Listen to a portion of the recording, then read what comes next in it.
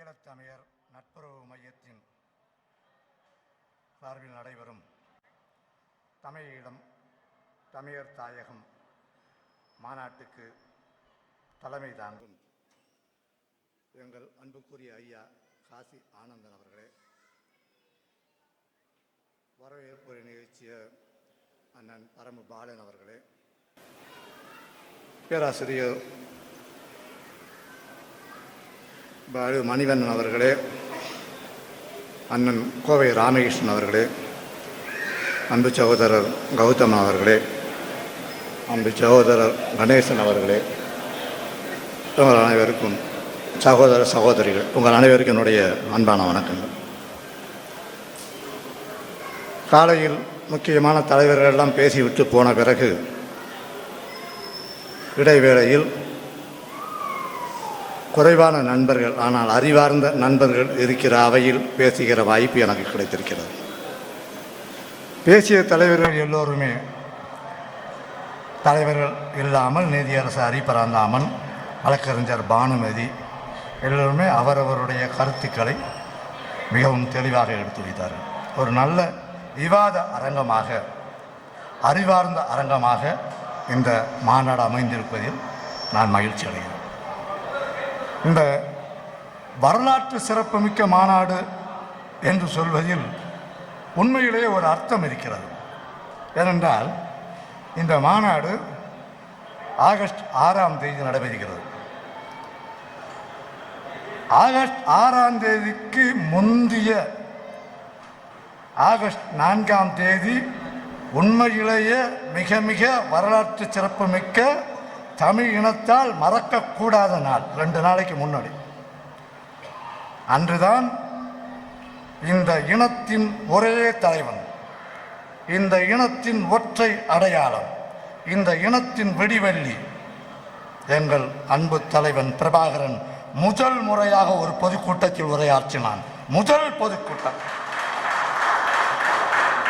August நாளை மறக்கவே முடியாது. அவன் போராளிகளின் தலைவன். அவன் வாய்ப்பந்தல் போடுகிறவன் அல்ல, பேசி கூட்டம் சேர்த்து ஏமாற்றுகிற மோசடிக்காரன் அல்ல. அவன் ஒரு போராளி. அவன் மக்களிடையே பேசிய முதல் பொதுக்கூட்டம் 1987 ஆகஸ்ட் 4ஆம் தேதி சுதுமலையிலே நடைபெற்றது. லட்சக்கணக்கான தமிழ் மக்கள் கூடியிருந்தார்கள். அங்கே இருந்து ஒரு 2-2.5 கிலோமீட்டர் வரை நாவற்குழி என்று நினைக்கிறேன், அதுவரை டிராபிக் ஜாம் ஆகிடுச்சு. போக்குவரத்து நெருக்கடி, வண்டிகள் வர முடியவில்லை. அந்த அரங்கிலே பிரபாகரன் பேசினான். ஏன் இதை சொல்றேன்னா, இந்த இந்திய ஈழத்தமிழர் நட்புறவு மையம் பற்றி ஓராண்டுக்கு முன்பே ஒரு விமர்சனம் வந்தது. உண்மையில் இந்திய ஈழத்தமிழர் நட்புறவு மையமாக விடுதலை புலிகள் இருக்க வேண்டும் என்று விரும்பியவர் பிரபாகரன். அந்த விருப்பத்தை நாசமாக்கியவர் ராஜீவ்காந்தி. இதான் உண்மை, வரலாற்று உண்மை.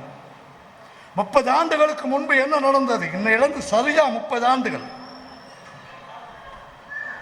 ஆகஸ்ட் மாதம் 4ஆம் தேதி அவர் சுதுமலையை பேசுகிறார். அதற்கு ஒரு 20 நாட்களுக்கு முன்பு ஜூலை 19ஆம் தேதி கொழும்பிலே இருக்கிற இந்திய தூதரகத்திலிருந்து ஹர்தீப் பூரி என்கிற அதிகாரி பிரபாகரனை நேரில் வந்து பார்க்கிறார். யாழ்ப்பாணத்திலே பார்த்து, எங்கள் பிரதமர் உங்களை பார்த்து பேச விரும்புகிறார் என்று அழைக்கிறார். இது என்ன சதி, என்ன சூழ்ச்சி என்பது பிரபாகரனுக்கு தெரியாது. என்றால் ஒரு நேர்மையான போராளி. அவனுக்கு இந்த சூழ்ச்சி சூதுவாதெல்லாம் தெரியாது. நேர்மையாக போரிட தெரியும், அதான் தெரியும். ஜூலை 19ஆம் தேதி ஹர்தீப் பூரி வந்து அழைக்கிறார். அழைப்பவர் இந்தியாவின் பிரதமர் ராஜீவ்காந்தி என்பதாலும் ஈழத்தமிழர் அவர்களுடைய ஒரு தொப்புள் கோடி உறவுகளாக கருதும். அப்போ 7 கோடி பேர் இருந்தோம். 7 கோடி பேர் இந்தியாவுக்கு உட்பட்ட தமிழ்நாட்டில் இருந்ததாலும் ராஜீவ்காந்தியின் அழைப்பை பிரபாகரன் ஏற்றுக்கொண்டார். சரியாக 4 நாட்கள் கழித்து 23ஆம் தேதி பிரபாகரன் யோகரத்னம் என்கிற யோகி திலீபன் 3 பேரும் இந்திய விமானப்படை விமானத்தில் இந்தியாவின் ஹெலிகாப்டரில் அவர்கள் சுதுமலையிலே இருந்து இந்தியாவுக்கு அழைத்து வரப்பட்டார்கள். பேச்சுவார்த்தைகள் நடத்தும் போது எங்களுக்கு பாலசிங்கம் தேவை என்று பிரபாகரன் சொன்னதால் 23ஆம் தேதி மீனம்பாக்கத்தில் விமானம் இறங்கிய போது சென்னையிலே இருந்த பாலசிங்கம் அவர்களுடன் சேர்ந்து கொண்டார்.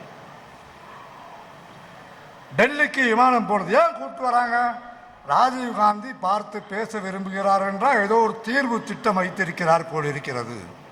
தமிழர் பிரச்சனைக்கு ஒரு நிரந்தர தீர்வு கிடைத்துவிடும் என்றுதான் பிரபாகரன் நினைத்திருப்பார். அந்த நம்பிக்கையோடு தான் வந்தார். டெல்லியில் அதே 23ஆம் தேதி அசோகா ஹோட்டலுக்கு நுழைந்த போது ஹோட்டலை சுற்றி கருப்பு பூனைகள் நின்றார்கள். முழுக்க அப்படியே இராணுவ முற்றுகையில் இருந்தது.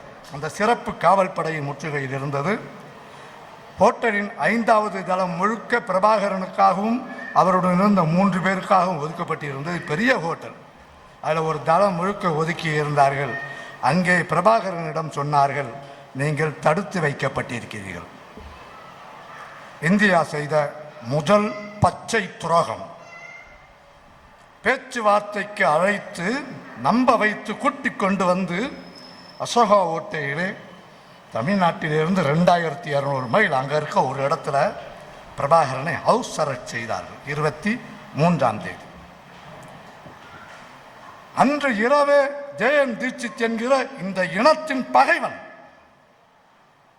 இந்தியாவுக்கும் இந்தியா கிட்ட ஒரு சம்பளம், இலங்கை அரசாங்கத்தில் இன்னொரு சம்பளம் வாங்கிய ஒரு நேர்மையற்ற மோசடி அதிகாரி கொழும்பில் இருந்த இந்திய தூதர் அந்த ஜெயன் தீட்சித் கொண்டு வந்து 23ஆம் தேதி இரவே பிரபாகரனிடம் ஒப்பந்தத்தை காட்டினார்.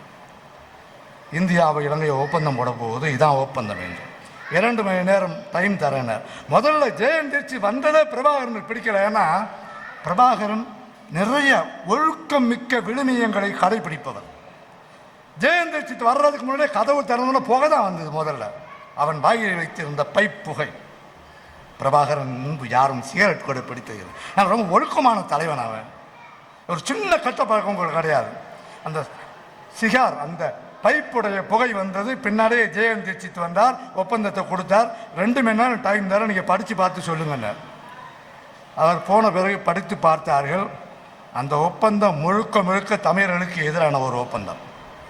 ராஜீவ்காந்தியின் ஒப்பந்தம் போபர் ஊழலின் பிடியில் இருந்த ராஜீவ்காந்தியை காப்பாற்றுவதற்காகவும் சிங்கள தீவிரவாதிகளின் பிடியில் இருந்த ஜெயவர்தனாவை காப்பாற்றுவதற்காகவும் போடப்பட்ட சுயநலம் மிக்க 2 மோசடி தலைவர்களுக்காக போடப்பட்ட ஒப்பந்தம். பிரபாகரன் ரொம்ப கோபப்பட்டார் அதை பார்த்துட்டு. அதுக்கு பிறகு ஜெயன் தீட்சித் வந்தார். அவர் சொன்னார், இதில் இந்த நன்மை இருக்குது, அந்த நன்மை இருக்குது. பிரபாகரன் சொன்னார், இந்த ஒப்பந்தத்தை ஏற்க முடியாது. எந்த விதத்திலும் இந்த ஒப்பந்தத்தை நாங்கள் ஏற்க முடியாது. எங்களுக்கோ எங்கள் மக்களுக்கோ அடிக்கடி பிரபாகரன் சொல்கிற வார்த்தை, புலிகளின் கையில் இருக்கிற துப்பாக்கிகள் புலிகளை காப்பதற்கானவை அல்ல, அவை லட்சக்கணக்கான எங்கள் உறவுகளை, ஈழத்தமிழ் உறவுகளை காப்பாற்றுவதற்காக வைத்திருக்கிற ஆயுதங்கள். எங்களுக்கோ எங்கள் மக்களுக்கோ அவர்களுடைய பாதுகாப்புக்கான எந்த உத்தரவாதமும் இல்லாமல் நீங்கள் ஆயுதங்களை ஒப்படைக்க சொல்கிறீர்கள், கொடுக்கவே முடியாது என்றார். ஒரு நேரத்தில் கோபப்பட்ட ஜெயன் தீட்சித் சொன்னார், தன்னுடைய பைப்பை வாயிலிருந்து எடுத்து, இந்த பைப்பில் போட்டிருக்க சிகார் அது கொழுந்து விட்டு எரிந்து அணைந்து முடிவதற்குள், சாம்பலாவதற்குள் உங்கள் இயக்கத்தை கிரஷ் செய்டுவோன்னார், நசுக்கிடுவோன்னார். பிரபாகரன் அடுத்த நொடியை சொன்னார், நீங்கள் என்ன வேணாலும் பண்ணிவிடுங்க, நாங்கள் ஒப்பந்தத்தை ஏற்க முடியாது. இதுதான் பிரபாகரன் உடனே சொன்னார், நீ என்ன வேணாலும் பண்ணு, ஒப்பந்தத்தை நாங்கள் ஏற்க முடியாது. ஏன்னா இது முழுக்க முழுக்க எங்களுடைய மக்களின் விருப்பங்களுக்கு எதிரானது, எங்களுடைய விடுதலைக்கு எதிரானது, எங்கள் இனத்துக்கு எதிரானது, ஒத்துக்கொள்ள மாட்டேன் என்று மிகப்பெரிய வாக்குவாதம் நடந்தது.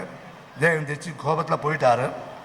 அதுக்கு பிறகு பிரபாகரனை அமைதிப்படுத்துவதற்காக நிருபம் சென்கிற அதிகாரி, கடைசியில் இனப்படுகொலை நடந்தப்போ துரோகம் பண்ண MK நாராயணன், இப்படி பல பேர் பிரபாகரன் அமைதியாக பேசி பார்த்தார்கள். பிரபாகரன் ஏற்றுக்கொள்ளவே முடியாது. அதற்கு பிறகு ஜூலை 26ஆம் தேதி பிரபாகரன் மிகவும் மதிக்கிற ஒரு மனிதரை தமிழ்நாட்டிலிருந்து அழைத்து கொண்டு போனார். அவர் பொன்மனச்சம்மல் MG ராமச்சந்திரன். அந்த மனிதனை அழைத்து கொண்டு போய் டெல்லியில் போய் பிரபாகரனை சந்திக்க வைத்தார்கள். சந்திப்பின் தொடக்கத்தில் ஜேஎன் தீட்சித் இருந்தார். வழக்கம் போல் அவருடைய வித்தையெல்லாம் காண்பித்தார். இந்த ஒப்பந்தத்தில் அந்த நன்மை இருக்கிறது, இந்த நன்மை இருக்கிறது என்றெல்லாம் சொன்னார். பிரபாகரனும் பாலசிங்கமும் குறுக்கிட்டு பேசினார்கள். எம்ஜிஆர் ஒரு கட்டத்தில் பொறுமை இழந்து போய் சொன்னார், தயவு செஞ்சு நீங்கள் வெளியேறுங்க, நான் இவங்ககிட்ட தனியாக பேசணும்னு. ஜேஎன் தீட்சித் வெளியே போனபின் பிரபாகரனும் பாலசிங்கமும் யோகியும் சொன்னதை கேட்டு எம்ஜிஆர் சொன்ன ஒரே வார்த்தை, நீங்கள் சொல்வதுதான் நியாயம் இருக்கிறது. இந்த ஒப்பந்தத்தை பொறுத்தவரை விடுதலை புலிகளும் பிரபாகரனும் என்ன முடிவு எடுக்கிறீர்களோ அதைத்தான் தமிழக அரசு ஆமோதிக்கும், ஆதரிக்கும். என்னன்னா, நீங்க வரலாற்றில் பார்த்தீங்கன்னா, மாவீரனாக ஜொலித்துக் கொண்டிருந்த எம்ஜிஆர் ஒருபுறம், மாவீரனாக ஜொலித்துக் கொண்டிருந்த எம்ஜிஆர் ஒருபுறம், மாவீரனாக வாழ்ந்து கொண்டிருந்த பிரபாகரன் இன்னொரு புறம். ஒரு மாவீரனை இன்னொரு மாவீரன் அடையாளம் கண்டு கொண்ட தருணம் அது. நீங்க சொல்றதுதான் ஏற்றுக்கணும். இது 26ஆம் தேதி நடக்கிறது. இன்னும் ராஜீவ்காந்தி இறங்கி வரவில்லை. இன்னும் ராஜீவ்காந்தி பிரபாகரனை ஹவுஸ் அரெஸ்டில் தான் வைத்திருக்கிறார். வீட்டு காவலில் தான் பிரபாகரன் இருக்கிறார். எம்ஜிஆரை சந்திப்பதற்காக மட்டும் வீட்டு காவலில் அசோகா ஓட்டல் இருந்த பிரபாகரனை தமிழ்நாடு இல்லத்துக்கு அழைத்து வந்தார்கள். மீண்டும் கொண்டு போய் விட்டு விட்டார்கள். 27ஆம் தேதி கொழும்புல பிரச்சனை ரொம்ப பெருசாயிடுச்சு. 10,000 பௌத்த பிக்குகள் போரிடுகிறார்கள். ஏண்டா, இறையாண்மை உள்ள நாடுங்கிறோம், இந்த நாட்டை காப்பாற்றுறதுக்கு இந்தியாவிலிருந்து ராணுவத்தை கூப்பிடுற நீ ஆம்பளையான்னு கேட்குறான். பிக்குகள் 10,000 பேர், அப்படிதானுங்க. கொழும்பே கொழுந்து விழுத்து எரிக்கிறது.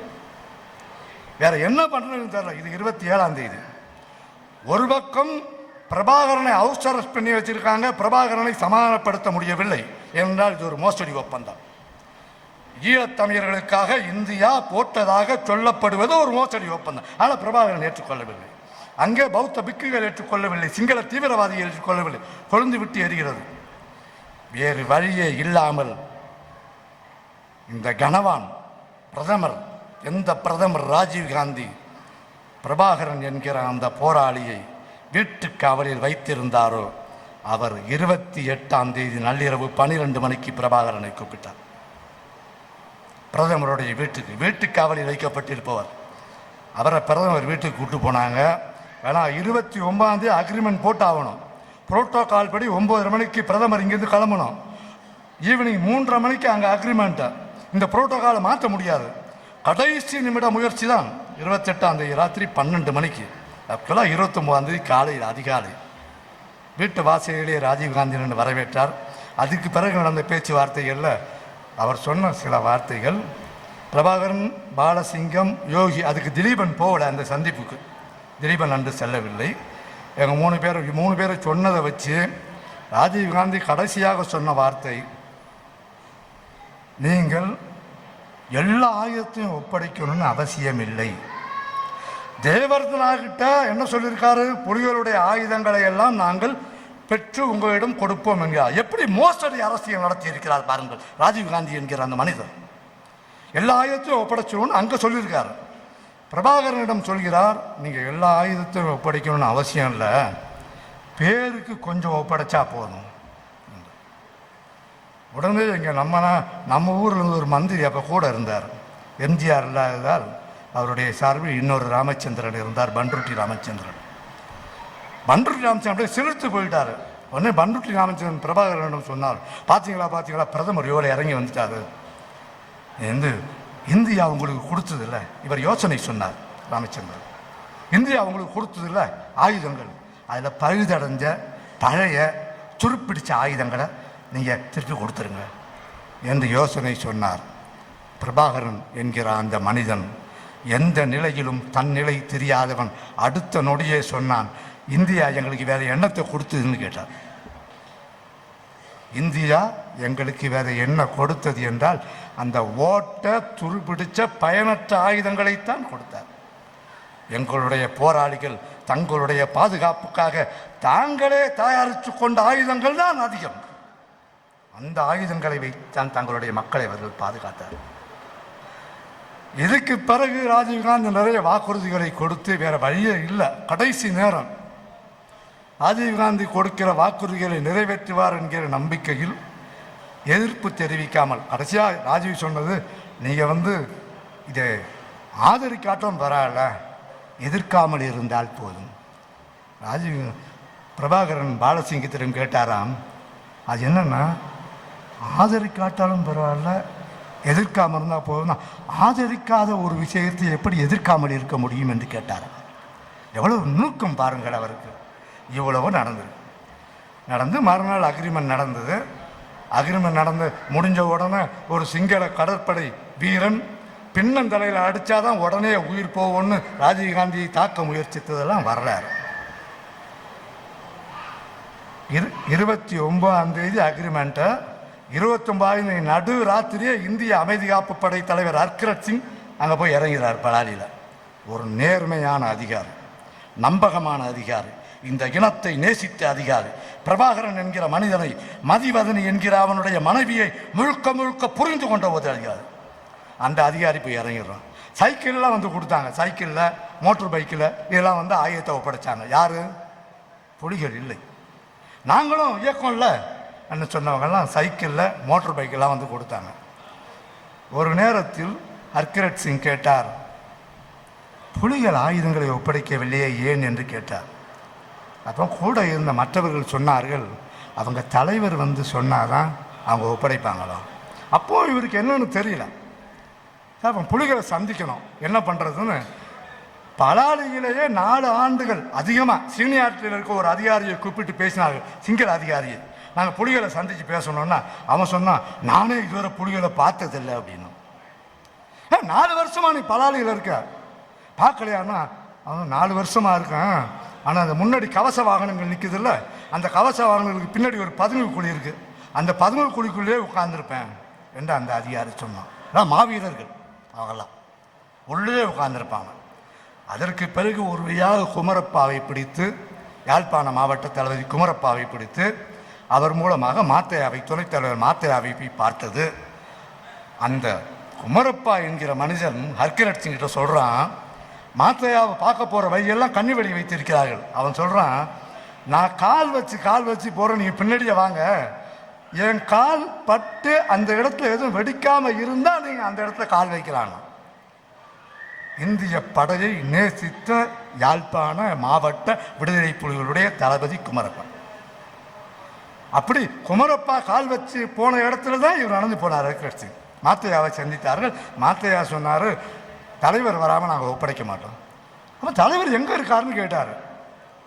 என்ன கொடுமை பாருங்கள், ஒரு நாட்டுக்கு அமைதி காப்பு படை அதிகாரியாக ஒரு தளபதியை அனுப்புகிறார்கள்.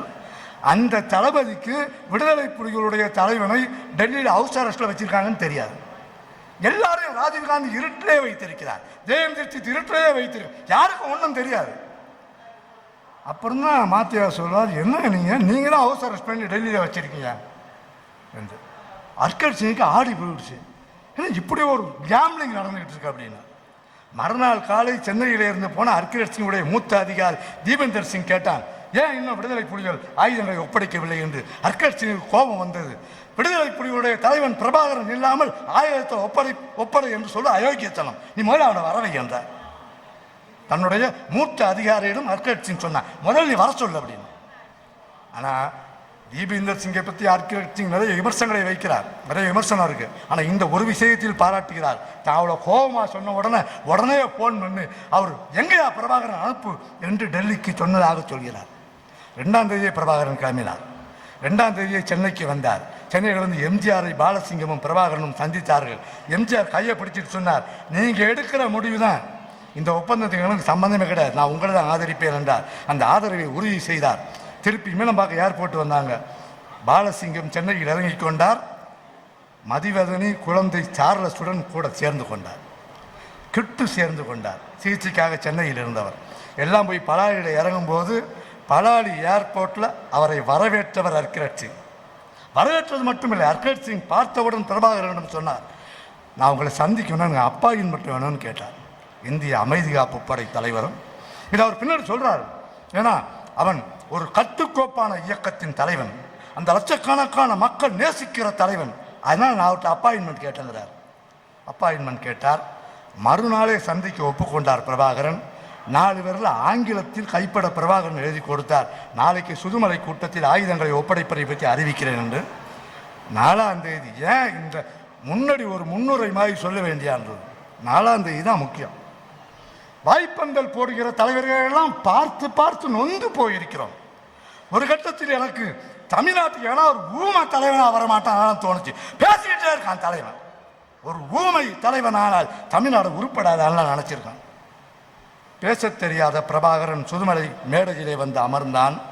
லட்சக்கணக்கான மக்கள் அவனுடைய முதல் உரையை கேட்க கூடியிருந்தார்கள். அவருக்கு முன்பு பேசிய அந்த இயக்கத்தை ஜனநாயகமே இல்லைன்னு சொல்றாங்கல்ல, அவருக்கு முன்பு பேசிய குமரப்பா, புலேந்திரன், இன்னொரு தளபதி எல்லாருமே ஆயுதங்களை ஒப்படைக்க கூடாது என்று காரண காரியத்தோடு சொன்னார்கள். நாம மக்களை காப்பாற்றுறதுக்காக ஆயுதம் சேகரிச்சு ஒப்படைக்க கூடாது என்றார். பிரபாகரன் பேசும்போது அவர்கள் அத்தனை பேர் சொன்னதற்கும் பதில் சொல்லி ஒரு பெரிய டெக்ஸ்ட் தமிழ் மக்கள் தங்களுடைய மனசில் வாங்கிக்கிற அந்த வீடியோவை பார்த்தே ஆகணும். சிதுமலை வீடியோவை 3 பாயிண்ட் ரொம்ப முக்கியம். அவர் சொன்னார், எம்முடைய மக்களுடைய பாதுகாப்புக்கு உத்தரவாதம் தராமல் இந்திய அரசாங்கம் எங்களை நிராயுதமானிகளாக்குகிறது என்றார். எவ்வளோ வேதனையோடு சொன்ன வார்த்தைகள். நீ துருப்பிடிச்ச துப்பாக்கி கொடுத்த எங்கள் போராளிகள் தங்களுக்கான ஆயுதங்களை அவர்கள் தயாரித்து கொண்டார்கள். அதை ஒப்படைக்க சொல்கிறேன். அதான் சொன்னால் எங்களை நிராயுதபாணிகளாக்க முயல்கிறது. ரொம்ப முக்கியமான வார்த்தை அது. அதுக்கு பிறகு எங்களுக்கு இதில் உடன்பாடு இல்லாட்டாலும் ஆயுதங்களை ஒப்படைக்க வேண்டிய அவசியம் இருக்கிறது. இந்தியா மாதிரி ஒரு வல்லரசு நிர்பந்தம் கொடுக்கும்போது நாங்கள் என்ன செய்வது எல்லாம் சொல்லிக்கிட்டே வர்றார். கடைசியாக சொன்ன ஒரு வார்த்தை பொன்னெழுத்துக்களால் பொறிக்கப்பட வேண்டிய வார்த்தை. சர்ச்சில் சொல்கிறாங்க, மார்ட்டின் லூதர் கிங் சொல்கிறாங்க, நேரு சொல்கிறாங்க, பேரறிஞர் அண்ணா சொல்கிறாங்க. அத்தனை பேரும் நினைத்து கூட பார்த்திருக்க முடியாத ஒரு வாக்கியத்தை பிரபாகரன் சொன்னார். எம்முடைய மக்களுக்காக நாங்கள் சேகரித்த இந்த ஆயுதங்களை, எங்களை மக்களை காக்க சேகரித்த ஆயுதங்களை இந்தியாவிடம் ஒப்படைக்கிற இந்த கணத்திலிருந்து எம்முடைய மக்களை பாதுகாக்கிற பொறுப்பையும் இந்தியாவிடம் ஒப்படைக்கிறோம். இதை விட ராஜீவ்காந்திக்கு என்ன சொல்லணும், என்ன செய்தி சொல்ல வேண்டும்? ராஜீவ்காந்தி என்கிற இந்திய பிரதமருக்கு இதை விட நாகரிகமா, கண்ணியமா, கௌரவமா என்ன வார்த்தைகளை பயன்படுத்த முடியும்? எங்க மக்களை காக்கிற ஆயுதம் வச்சிருக்கேன், நான் உங்கள்கிட்ட கொடுத்துட்றேன், ஆனா என்னுடைய மக்களை நீதான் காப்பாற்ற வேண்டும். மிகச் சரியாக சுட்டி காட்டினோம். 5ஆம் தேதி முதல் ஆயுத ஒப்படைப்பு பலாலி தளத்தில். புலிகள் பிரபாகரன் பேசினாலும் புலிகள் மனசுக்குள்ள ஒரு பதைப்பு இருக்கிறது. பலாலி பலாதி தளத்திலே அந்த முதல் ஆயுதத்தை ஒப்படைக்கப்படுறது யோகி கையில் ஒரு ஜெர்மானியன் மவுசர் துப்பாக்கி இருந்தது. அவர் உட்கார்ந்தார். இலங்கையின் பாதுகாப்பு செயலாளர் அட்டிகளே தயாராக உட்கார்ந்திருந்தார் ஆயுதத்தை வாங்கிறதுக்கு. அந்த ஆயுதத்தை வாங்கின உடனே அந்த ஆயுதத்தை ஜெயவர்தனாவிடம் கொண்டு போய் காட்டுறதுக்கு பலாரி விமான தளத்தில் அட்டிகளவுக்காகவே ஒரு விமானம் காத்து கொண்டிருந்தது. இவ்வளவு நடந்தது. இன்டர்நேஷனல் மீடியா ஃபுல்லாக இருந்தது. முட்டி அடித்து கொண்டு நின்றார்கள். ஆயுதம் ஒப்படைக்கிறத ஃபோட்டோ எடுக்கணும்னு. ஆயுதம் ஒப்படைக்கப்படுவதாக அறிவிக்கப்பட்டது. அட்டிகளை ஏந்து சட்டையை இழுத்து விட்டு கொண்டு கம்பீரமாக நின்றார். யோகி என்கிற எங்கள் இயக்கம் மறக்க முடியாத அந்த இளைஞன் எழுந்தான். தன்னுடைய ஜெர்மானிய மவுசர் துப்பாக்கியை அங்கே இருந்த மேஜையிலே வைத்து விட்டு போய் உட்கார்ந்து கொண்டான். அத்தனை பேரும் மூஞ்சில பேஸ்ட் அடிச்ச வாங்கி நின்றுட்டு இருந்தாங்க. அந்த இயக்கம் சுயமரியாதை உள்ள இயக்கம், தன்மானம் உள்ள இயக்கம். அந்த தன்மானத்தை அன்றைக்கு கூட யோகி காப்பாற்றினார். அதுக்கு பிறகு அர்கரத் சிங் சொல்றாரு, சைக்கிளில் பைக்கிலெல்லாம் வந்து ஒப்படைக்கவில்லை. ஒரு நேரத்தில் பலாலியை நோக்கி ஒரு பெரிய கான்வாய் வந்துகிட்டு தூசு படலம். என்ன என்று கேட்ட அர்கரத் சிங் சொன்னார்கள், புலிகள் தங்களுடைய ஆயுதங்களை வாகனங்களில் கொண்டு வந்து கொண்டிருக்கிறார்கள். டிராக்டர்கள், வேன்கள், மினி பஸ்கள் என்று வாகனமாக கொண்டு இந்தியாவை நம்பி, இந்த ராஜீவ்காந்தியை நம்பி ஒப்படைத்தார்கள். பதிலுக்கு என்ன செய்தார் ராஜீவ்காந்தி? 10 நாளில் விடுதலை புலிகளுக்கு யார் யார் எதிரியோ, விடுதலை புலிகளை பழிவாங்க யார் யார் காத்து கொண்டிருந்தார்களோ அந்த அனாமதே இயக்கங்களை எல்லாம் வரவழைத்து ரா மூலம் நவீன ஆயுதங்களை இந்தியா வழங்கியது. இந்தியா செய்த துரோகத்தின் உச்சகட்டம். புலிகளிடம் ஆயுதம் வாங்கி கொண்டு புலிகளின் எதிரிகளுக்கு ஆயுதம் கொடுத்தது. புலிகள் முறைப்படி புகார் செய்தார்கள் ஹர்கிரத் சிங்கிடம். ஹர்கிரத் சிங் தூதுவர் தீட்சித்திடம் புகார் செய்தார். எந்த பதிலும் வரவில்லை. கடைசியில் ஒரே வார்த்தை சொன்னார் தீட்சித், மேலிடம் சொல்வதை நாங்கள் செய்கிறோம். எது மேலிடம்? இங்கே யாராவது குப்புசாமி, சுப்பிரமணி, முனுசாமி யாராவது இருந்தாங்களா? ராஜீவ் காந்தி என்கிற அந்த கனவானை தவிர டெல்லியில் வேறு மேலிடம் கிடையாது நண்பர்களே. பிரபாகரனின் முதுகில், விடுதலை புலிகளின் முதுகில் ராஜீவ் காந்தி என்கிற அந்த கனவானின் நிர்வாகம் குத்தியது. அவ்வளவு வேதனைகளோடு தான் அதற்கு பிறகுதான் ஆயுதங்களை ஒப்படைப்பதை நிறுத்தினார்கள். அதற்கு பிறகு திலீபன் மரணம், அதுக்கு பிறகு புலேந்திரன் குமரப்பா உட்பட 12 பேர் மரணம். தீர்வில் மயானத்தில் 12 உடல்களை வைக்கும் போது பிரபாகரன் ஒரு 2 மாதத்துக்கு பிறகு மீண்டும் ஆயுதத்தோடு வந்திருந்தார். அது காலம் மாறிவிட்டது என்பதற்கு அடையாளம். நான் என்ன சொல்கிறேன்? காங்கிரஸ் அரசாங்கம் துரோகம் செய்தது. ரூலிங் காஸ்ட், காங்கிரஸ் பிஜேபிலாம் விட்டுருங்க, ரூலிங் காஸ்ட். எனக்கு இந்த வார்த்தைலாம் தெரியாது, வழக்கறிஞர்களுக்கு நீதிபதிகளுக்கு தெரியாது, எனக்கு தெரியாது. ரூலிங் காஸ்ட் இல்லை காங்கிரஸ் ஒரு கட்சி இல்லை பிஜேபி யார் என்பது நமக்கு முக்கியமில்லை. நான் கேட்பது ஒன்றே ஒன்றுதான். ராஜீவ்காந்தியின் காங்கிரஸ் தமிழர்களுக்கு இழைத்தது பச்சை துரோகம்.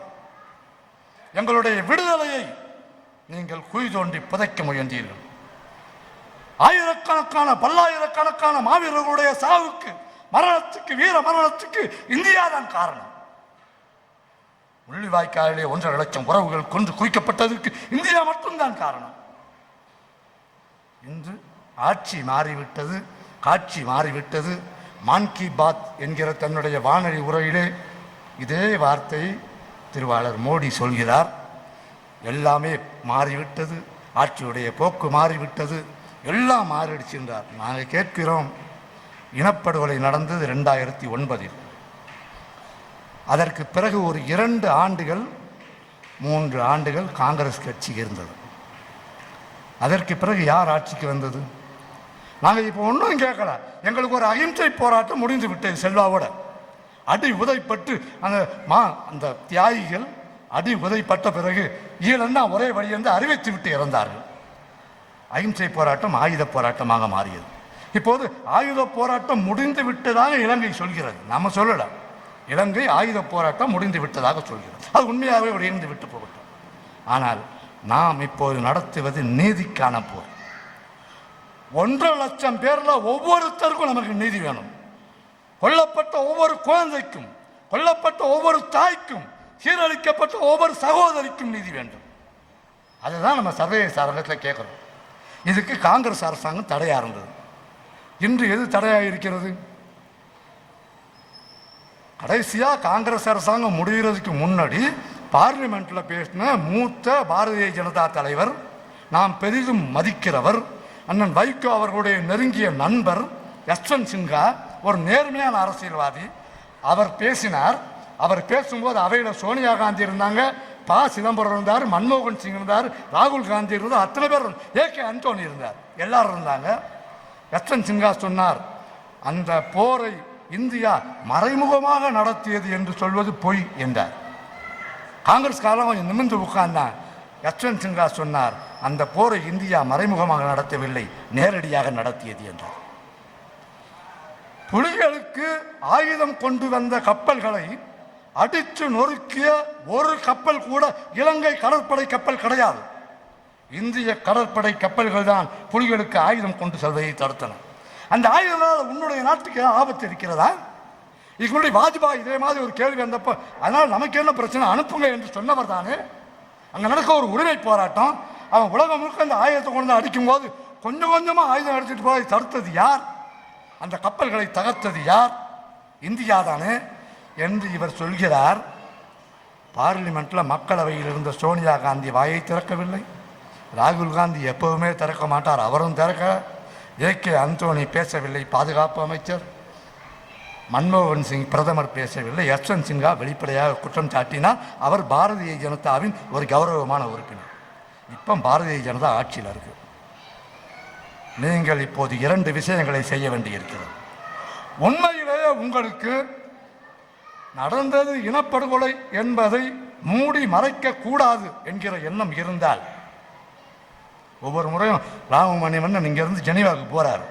போய் அங்கே போய் நீதிக்கான வாதங்களை எடுத்து வைக்கிறார். எங்களோட சேர்ந்து இந்தியா எடுத்து வைக்கட்டும். இந்தியாவுக்கு பயந்தான் அத்தனை நாளும் பயப்படுது. ஏன்னா 130 கோடி பேர் இருக்கிறோம். ஏன்னா இந்தியாவுக்கு என்ன வேல்யூ இருக்கு? எந்த வேல்யூவும் கிடையாது. மாரல் வேல்யூ இருக்கா? தார்மீக உரிமை, தார்மீக மதிப்பு இந்தியாவுக்கு இருக்கிறதா? ஒரு துளி கூட கிடையாது. ஒரே மதிப்பு தான் இருக்கிறது. நாம் 130 கோடி பேர் இருக்கிறோம். இந்த 130 கோடி பேர் தலையில உலகத்தில் இருக்க அத்தனை மோசடிக்காரனும் ஏதாவது ஒரு பொருள் நம்ம தலையில கட்டுறான். இந்த பொருள் இந்தியாவுக்கு நுழைய வேண்டும் என்றால் இந்திய அரசாங்கம் அனுமதிக்கணும். அதுக்காக இந்தியா சொல்றது உலக நாடுகள் கேட்குது. அதனால தான் உலக நாடுகள் இலங்கைக்கு ஜால்ரா போடுது. இன்றைக்கு பிஜேபிக்கு துணிவு இருந்தால், ஆண்மை இருந்தால், நேர்மை திறன் இருந்தால், அடுத்த ஐநா கூட்டத்தில் நடந்த இனப்படுகொலையை பிஜேபி அம்பலப்படுத்த வேண்டும்.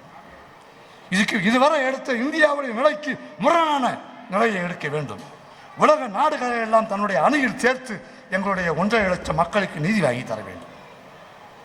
இது ஒன்று. 2வது, இங்கு நடக்கிற விஷயங்கள் இருக்கிறது. ஒரு நினைவேந்தல் அஞ்சலினா கூட நாங்கள் குண்டா சாற்றில் போடுவோம் என்று சொன்னால், சட்டப்பேரவையிலே நடந்தது இனப்படுகொலைதான் என்று தீர்மானம் நிறைவேற்றினார் ஜெயலலிதா. அந்த அம்மாவுக்கு நீங்கள் என்ன மரியாதை தருகிறீர்கள்? இந்த நிலையும் மாற வேண்டும். இந்த 2 நிலையும் மாறினால்தான் ஒரு முடிவு, ஒரு விடிவு கிடைக்கும். நமக்கு தேவை இப்போதைக்கு, நம்ம ஈரெல்லாம் கேட்கல, இப்போதைக்கு நமக்கு தேவை கொல்லப்பட்டவர்கள் 70,000 பேர். ஐநா சொல்லுதில் 70,000 பேராக இருக்கட்டும், இல்லை ஜோசப் ராயப்பர் சொன்ன 1.5 லட்சம் பேராக இருக்கட்டும், எதுவாக இருந்தாலும் கொல்லப்பட்ட எங்கள் உறவுகளுக்கு நீதி தேவை. எங்களுக்கு நீதி கிடைக்கும் போது ஈழம் தானாகவே கிடைக்கும். நன்றி, வணக்கம்.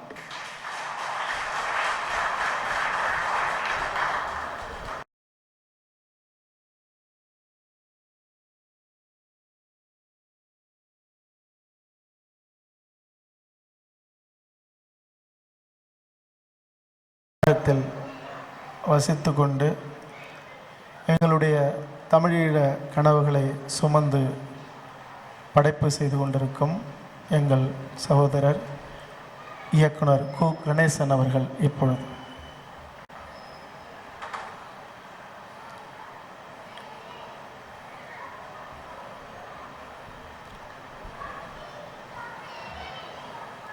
தமிழீழம் தமிழர்கள் தாயகம் என்ற தலைப்பில் ஐயா காசி ஆனந்தன் அவர்களும் திரு மதிப்பிற்குரிய திரு தமிழ்ச்செல்வனுடைய சொந்த சகோதரர் மூர்த்தியார் அவர்கள் இணைந்து தம்பி பிரதீப், கண்ணன் உள்பட தோழர் வா. கௌதமன், இனமான இயக்குனர் அனைவருக்கும் இந்த தருணத்தில் எனது பணிவான வணக்கத்தை தெரிவித்துக் கொள்கிறேன். ஆரம்பத்தில் இந்த அரங்குக்கு போலாமா வேண்டாமா என்ற ஒரு சந்தேகத்தை சில பேர் ஏற்படுத்தியிருந்தார்கள், ஒரு குழப்பத்தையும் ஏற்படுத்தியிருந்தார்கள். ஏனென்றால் நேரிலே பார்க்கவில்லை. நேரில் பார்த்தால்தான் தெரியும்.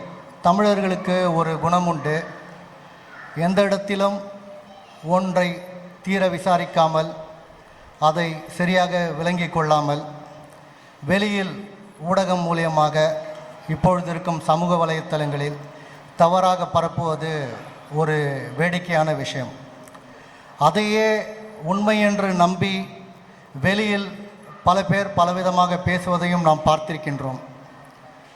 ஐயா காசி ஆனந்தன் அவர்களை 2009ஆம் ஆண்டு இனப்படுகொலை நடந்து முடிந்த பின் கர்நாடக மாநிலத்தில் இருந்து நாங்கள் ஒரே சீருடையில் ஒரு 200 பேர் தமிழகத்துக்கு புறப்பட்டு வந்தோம்.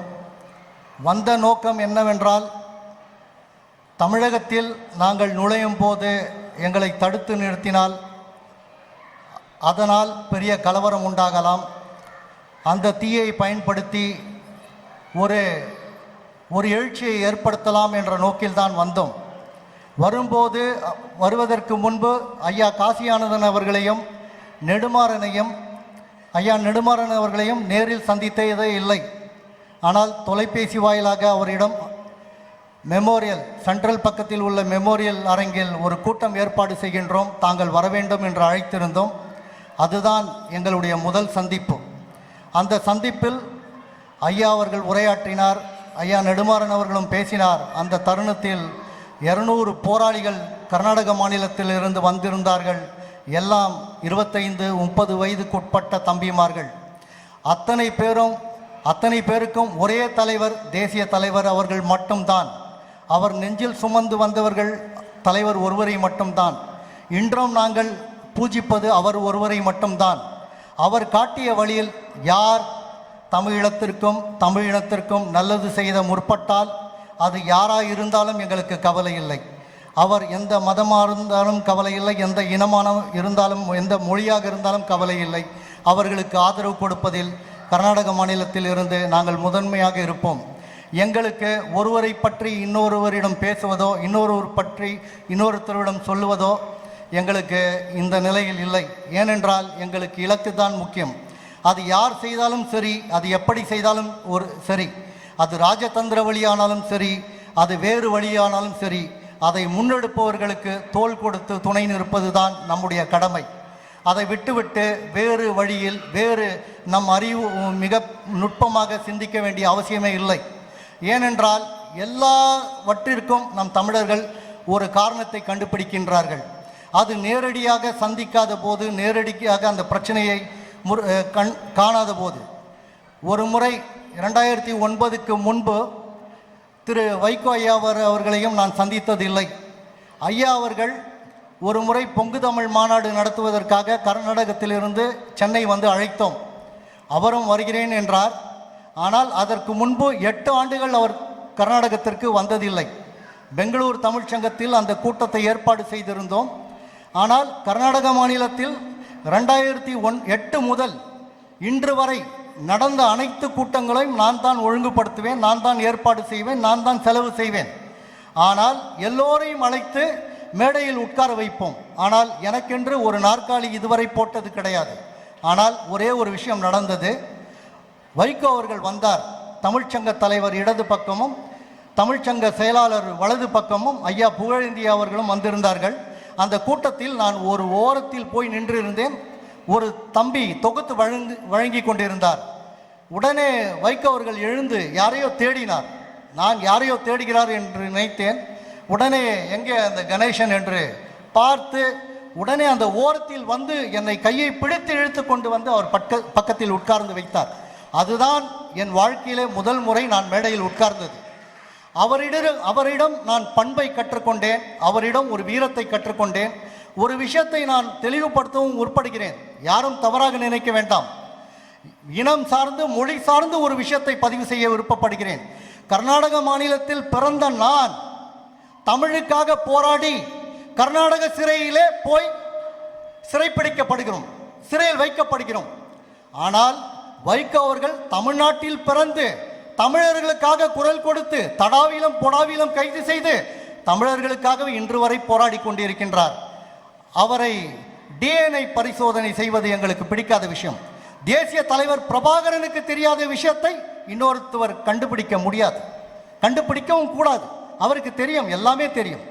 ஏனென்றால் நமக்கு யாரெல்லாம் நமக்கு ஆதரவாக நிற்கின்றார்களோ, யாரெல்லாம் நமக்கு தோள் கொடுக்கின்றார்களோ, யாரெல்லாம் இறுதி மூச்சு வரை நம்முடன் இருக்கிறார்களோ, அவர்கள் எல்லாம் தமிழினத்துக்கு தலைவர்களும் தமிழினத்துக்கு தொண்டு செய்பவர்களாகவும் தான் அவர்களை முன்னெடுக்க வேண்டும். கர்நாடகத்திலே வைகோ அவர்களை ஒரு தீர்மானம் நிறைவேற்றினார்கள். தமிழ்ச்சங்கத்திலே எல்லா தகுதியும் இன்றைக்கு தமிழ்நாட்டில் இன்றைக்கு இருக்கும் முதல்வராகட்டும், இதற்கு பின்பு இருந்த முதல்வராகட்டும், தலைவர் வைகோ அவர்கள் எல்லாத்துக்கும் தகுதியானவர், அவருக்கு எல்லா தகுதியும் இருக்கின்றது என்று பல பேர் பேசியிருக்கின்றார்கள். ஆனால் அவருக்கு அந்த விருப்பம் இல்லை.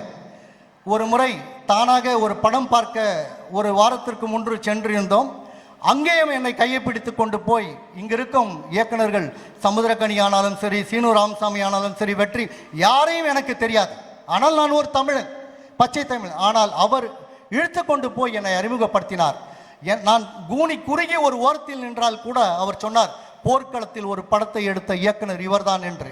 ஆனால் ஒரு அங்கீகாரத்தை, ஏனென்றால் எனக்கு அந்த ஒரு மேடையில் போய் ஒரு சில பழக்கங்கள் இருக்கும், அதெல்லாம் நமக்கு இயற்கையாக வருவதில்லை. ஆனால் இப்படி பண்பட்ட ஒரு தமிழ்நாட்டிலே பல தலைவர்கள் இருக்கின்றார்கள். அப்படிதான் அண்ணன் திருமாவளவன் கூட போர்க்களத்தில் ஒரு பூ படத்தை வந்து பார்த்தார். அரை மணி நேரம் ஸ்தம்பித்து நின்றார், பேசினார், அவளுக்கு பேச வாயில்லை. அப்படிதான் வைகோ அவர்களும் அந்த படத்தை பார்த்து கண்ணீர் விட்டு கதறினார். ஒரு உண்மையை, ஒரு இனப்படுகொலை சம்பவத்தை, ஒரு விஷயத்தை இந்த உலகிற்கு சொல்ல ஒரு உண்மையை தான் அந்த படத்தில் நான் சொல்லியிருக்கின்றேன். அந்த படத்தில் யாரையும் தவறாக சித்தரிக்கப்படவில்லை. அந்த படத்தில் எந்த விஷயமும் தவறாக காட்டப்படவில்லை. அந்த படத்தில் இந்தியாவை பற்றி ஒரு இடத்தில் கூட தவறாக சொல்லவில்லை. ஆனால் அந்த படத்திற்கு தடை, அந்த படத்திற்கு பிரச்சனை, அந்த படத்திற்கு பிரச்சனை கொடுப்பவர்கள், கொடுத்து கொண்டிருப்பவர்கள் எல்லாம் தமிழர்கள் தான். ஆனால் அவர்கள் நேரடியாக குத்தினால் தாங்கிக் கொள்ளலாம், கூடவே இருந்து பின்னால் குத்துகின்றார்கள். மௌனமாக இருந்து அமைதி புன்னகையோடு வேலை செய்கின்றார்கள். இதை என்னவென்று சொல்வது, எப்படி சொல்வது? ஐநா சபையில் என் படம் திரையிடப்பட்டது. அங்கிருக்கும் வெளிநாட்டு மனித உரிமை ஆர்வலர்கள்லாம் வந்து பார்த்து கண்ணீர் வடித்தார்கள். அந்த காட்சி என்னிடம் இருக்கின்றது. அதை பற்றி அவர்கள் விளக்கினார்கள். ஏன் இப்படிப்பட்ட ஒரு கொடுமை நடந்திருக்கின்றதா? ஈழத்தில் ஒரு சகோதரிக்கு இப்படிப்பட்ட ஒரு நிலைமை நடந்திருக்கின்றதா? வாருங்கள், எங்கள் நாட்டில் இந்த படத்தை திரையிடுங்கள் என்று. ஆனால் இந்தியாவில் நம்மவர்களால் இந்த படம் முடக்கப்பட்டிருக்கின்றது. நீதிமன்றத்தில் வழக்கு இருக்கின்றது. இப்பொழுது கூட சகோதரர் வன்னியரசு அவர்கள் சொன்னார், அந்த வழக்கை தீர்த்து வைக்க முயற்சி எடுத்திருக்கின்றோம், தீர்த்து வைக்க முடியும் என்று. அதற்கும் சில தமிழர்கள் தான் காரணம். ஏனென்றால் இசைப்பிரியா தாயும், இசைப்பிரியா சகோதரியும், இசைப்பிரியா குடும்பமும் மிகவும் பண்புள்ளவர்கள், பண்பானவர்கள். இந்த திரைப்படம் எடுத்த விஷயம் அவர்களுக்கு ஆரம்பத்திலே நான் தெரிவித்து விட்டேன். அவர்கள் எந்த விதமான தவறையும் செய்யவில்லை, எனக்கு எதிராகவும் ஒன்றுமில்லை. சிலர் பேரின் தூண்டுதலால் இந்த வழக்கு போடப்பட்டிருக்கின்றது. கடந்த 2 வருடங்களாகவும் பெங்களூர் சென்னை, பெங்களூர் சென்னை, பெங்களூர் சென்னை என்று 2 நாளைக்கு ஒரு முறை நீதிமன்றத்துக்கும் தணிக்கை இதுக்கும் ஓடிக்கொண்டிருக்கின்றேன். எனக்கு ஆதரவு யாரும் இல்லை. ஆனால் இங்கிருக்கும் தலைவர்களும் புகழேந்தி தங்கராஜ், வைகோ அவர்கள் எல்லாம் தோள் கொடுத்து துணை நின்று ஏதோ ஒரு வழியில் இந்த படம் வர வேண்டும் என்று ஆதரவு தந்து கொண்டிருக்கின்றார்கள்.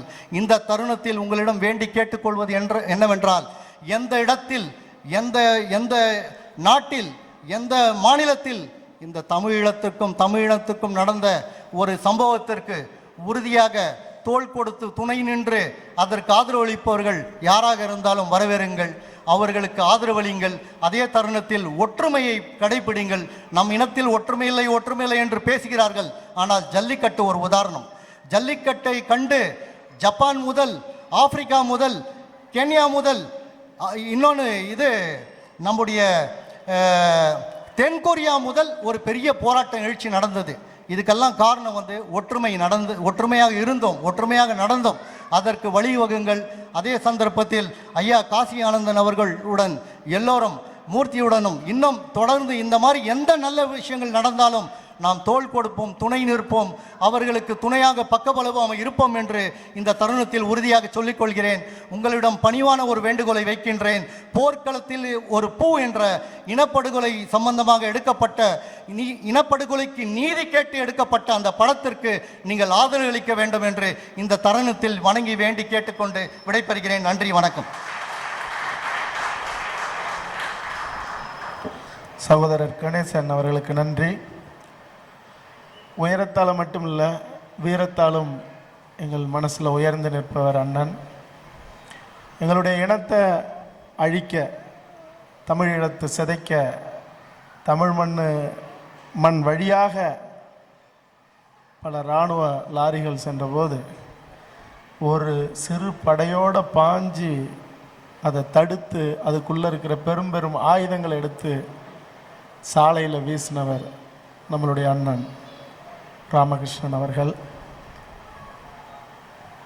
அந்த படங்களை ஊடகங்களில் பார்த்தபோது அது என்றைக்கும் எங்களுடைய இளைய தலைமுறைகளுக்கு ஒரு பாடமாக இருந்தது. அன்பிற்குரிய அண்ணன் கோவை ராமகிருஷ்ணன் அவர்கள் இப்பொழுது.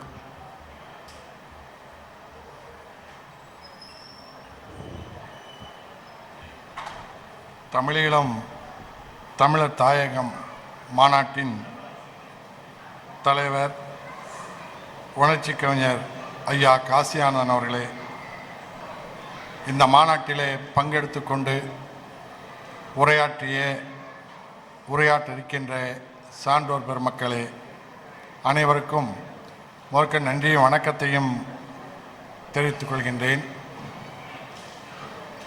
ஐயா காசியானந்தன் அவர்கள் தமிழீழம் அங்கே இனப்படுகொலை 83ஆம் ஆண்டு தொடங்கிய போது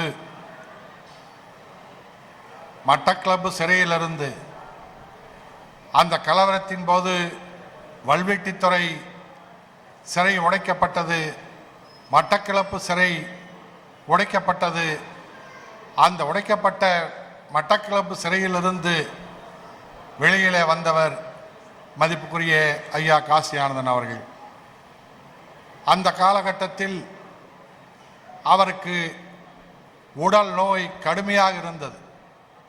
அந்த நிலையிலும் அன்றைக்கு தமிழ்நாட்டுக்கு மீண்டு வந்து பட்டி தொட்டியெல்லாம் அவர்களை அன்றைக்கு நாங்கள் அழைத்து சென்று, தமிழீழ ஆதரவாளர்கள் பல்வேறு இயக்கங்கள் இருந்தவர்களும் அழைத்து சென்று தமிழ் ஈழத்தின் கதையை, வரலாற்றை இன்றைக்கு தமிழ்நாட்டு மக்களிடத்திலே ஆழ பதித்தவர் உணர்ச்சி கவிஞர் காசியானந்தன் அவர்கள். அவருடைய பாடல் தொகுப்பு முதல் தொகுப்பாக வந்தபோது ஒளிநாடா அன்றைக்கு தேனிசை செல்லப்பா அவர்கள் குரலிலே ஐயா அவர்கள் வெளியிட்டிருந்தார்கள். அதிலே கூட அந்த காலகட்டத்திலே அவரோடு தமிழ்நாட்டிலே தோழர்களாக, நண்பர்களாக இருந்தவர்கள் பல பேர். ஆக்கூப்பா தங்கவேலன் என்ற மதுரையை சார்ந்த அந்த தோழர்தான் அந்த ஒளிநாடாவிலே முதல் குரல் கொடுப்பார், தொகுப்பாளராக இருந்தார். இறக்கின்ற வரைக்கும் தமிழீழத்தின் ஆதரவாக இருந்து மடிந்தார். அந்த பாடலை வைத்துத்தான் தமிழ்நாடு முழுவதும் அந்த வரிகளை ஒவ்வொரு கிராமத்திலும் நகரத்திலும் கொண்டு சென்றோம். தமிழீழ விடுதலைக்கான ஆதரவுக்கான அந்த பாடல்கள் தான் அன்றைக்கு தமிழ்நாட்டு மக்களை எழுச்சி பெற வைத்தது. அப்படிப்பட்ட மதிப்புக்குரிய ஐயா காசியானந்தன் அவர்கள் இன்றளவும் அதே துடிப்போடு, அதே வேகத்திலே தமிழ்நாட்டிலே பல மாநாடுகள், பல போராட்டங்கள், பேரணிகள், 30 ஆண்டு காலம் தமிழீழ தேசிய தலைவர் பிரபாகரன் போர் தொடங்கி 2009 வரைக்கும் நடந்த அந்த காலகட்டத்திலே தமிழ்நாடும் போர்க்களமாகத்தான் இருந்தது. அப்படி அந்த போர்க்களம் தமிழ்நாட்டிலே எப்படி இங்கே ஆயுதம் ஏந்தி தமிழீழ விடுதலை புலிகள் போராடினார்களோ அதே உணர்வோடு தமிழ்நாட்டில் இளைஞர்களும் மாணவர்களும் தொடர்ச்சியாக அவர்களுக்காக நாம் போராடி இருக்கின்றோம். தோழர்களே, தமிழீழ விடுதலைக்காக தமிழ்நாட்டிலே முதல் களபலி அயூப் என்கின்ற முஸ்லிம் இளைஞன் தீக்குளித்தான். இன்றைக்கு அவருடைய தந்தை மறுமலர்ச்சி திராவிட முன்னேற்ற கழகத்திலே பெரம்பலூரில் இருக்கின்றார்கள். அவருடைய மகனை அவர் தமிழ் ஈழத்துக்காக தமிழ்நாட்டிலே தீக்குளித்தான். 80களிலேயே அன்று தொடங்கி இன்று வரை தமிழ் ஈழத்திலே தமிழ் ஈழத்துக்காக புலிகளாகவும், கரும்புலிகளாகவும், பெண் புலிகளாகவும் எத்தனையோ 1000 பேர் 30,000க்கு மேற்பட்டவர்கள் ஆயுதமேந்தி செத்தார்கள். லட்சக்கணக்கான தமிழர்கள் ஆயுதமின்றி இறந்தார்கள். தமிழீழத்திலே தமிழ்நாடும் அதற்கு நிகராக அவர்களோடு துணை நின்றது. தொடரில் அன்றைக்கு தொடங்கி இன்றைக்கு வரைக்கும், இன்றைக்கு கூட, இப்போது கூட முள்ளிவாய்க்காலுக்காக நினைவேந்தல் நடத்த போய் மே 18 இயக்கத்தின் தோழர் திருமுருகன் சென்னை புழலிலே சிறையில் அடைக்கப்பட்டிருக்கின்றார். தமிழர் விடியல் கட்சியினுடைய நிறுவனர் தோழர் டைசன், அவருடைய உற்ற தோழர்கள் இளமாறன், அருணன், எப்படி இன்றைக்கு வரைக்கும் தமிழ் ஈழத்துக்காக சிறையில் அடைக்கப்பட்டிருக்கின்றார்கள். தமிழ்நாடு அளப்பரிய தியாகத்தை இன்னும் சொல்ல வேண்டும் என்று சொன்னால், இன்றைக்கு பெரியாரையும் பெரியார் இயக்கத்தையும் கூட கொச்சைப்படுத்தலாம், தமிழர்கள் அல்ல என்று கூட சொல்லலாம். ஆனால் 83 தமிழ் ஈழத்துக்காக களத்திலே எந்த வாய்ப்பும் வசதியும், வாட்ஸ்அப் கிடையாது, ஃபேஸ்புக் கிடையாது, ட்விட்டர் கிடையாது, பத்திரிகைகள் கிடையாது, எதுவுமே அற்ற நேரத்திலே தமிழீழ விடுதலை புலிகளுக்கு ஊர்தோறும் சென்று அவருடைய கண்காட்சிகளை கொண்டு சென்று தமிழ்நாட்டிலே தமிழீழ விடுதலை புலிகளுடைய அரசியல் பிரிவு பொறுப்பாளராக இருந்த பேபி சுப்பிரமணியம் அவர்கள்தான் எங்களுக்கு வழிகாட்டி. தமிழ்நாட்டிலே அவர்களோடு பட்டி தொட்டி எல்லாம் அந்த கண்ணீர் காட்சிகளை கொண்டு சென்றோம். கோவையிலே தான் 83ஆம் ஆண்டு ஜூலை மாதம் அந்த கலவரம் தொடங்குவதற்கு முன்பாக சென்னையிலே பெரியார் திடலிலே கண்காட்சியை நடத்தினார்.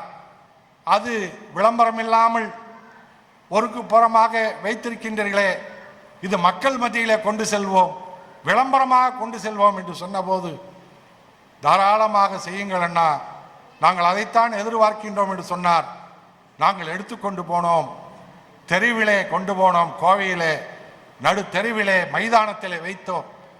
அந்த ஒளிபெருக்கியிலே ஒவ்வொரு நாளும் 60 நாட்கள் அந்த கண்காட்சி நடந்தது. 60 நாட்களும் அந்த ஒளிபெருக்கியிலே பாடிய ஒலித்த பாடல்கள் ஐயா காசி ஆனந்தனுடைய பாடல்கள். அந்த உணர்ச்சி பிளம்பை உருவாக்கியது. அப்போதுதான் ஜூலை 29 கலவரம். அந்த கலவர காட்சிகள், குட்டுமணி, கண்கள் பிடுங்கப்படுகின்ற செய்திகள் எல்லாம் பத்திரிகைகளே வருகின்றது. கண்காட்சி ஒரு பக்கம் நடந்து கொண்டிருக்கின்றது. ஒரு புலிப்படம் கூட அதில் முன்னால் வைக்கவில்லை. தேசிய தலைவர் பிரபாகரனுடைய படம் கூட அங்கே வைக்கப்படவில்லை. அவருடைய படம் எப்படி என்று சொன்னால், 15 வயது மாணவராக இருந்த படத்தை அவர்களே ஒரு அரச பயங்கரவாதம் என்ற புத்தகத்திலே வெளியிட்டிருந்த காரணத்தால் அந்த படத்தை மட்டும் வைத்திருந்தோம். அத்தனையும் வரலாறுகளாக இருந்தது. அப்போது ஏற்பட்ட அந்த எழுச்சி தொடர்ச்சியாக தமிழ்நாடு முழுவதும் கொண்டு சென்றோம். தமிழ்நாட்டிலே அளப்பரிய ஒவ்வொரு தோழனும் இளைஞர்களும் பல்வேறு இயக்கங்களில் இருந்தும் அத்தனை பேரும் போராடி போராடி தமிழ் ஈழத்துக்காக ஒரு கொதிநிலையை தமிழ்நாட்டிலே வைத்திருந்தார்கள். தோழர்களே, சந்திரகாசனையும் பாலசிங்கத்தையும் இந்திய அரசு நாட்டை விட்டு வெளியேறுங்கள் என்று வெளியேற்றியது. செய்தி வந்த 2 மணி நேரத்தில் கோவையிலே கல்லூரி மாணவர்களை ஆயிரக்கணக்கிலே திரட்டி கொண்டு போய் ரயில் மறியல் போராட்டத்தை நடத்தினோம். அடுத்த நாளே திராவிட முன்னேற்ற கழகம் அந்த போராட்டத்தை அறிவித்தது. மும்பை வரைக்கும் அழைத்து சென்ற பாலசிங்கமும் சந்திரகாசனும் மீண்டும் தமிழ்நாட்டுக்கு அழைத்து வரப்பட்டார்கள்.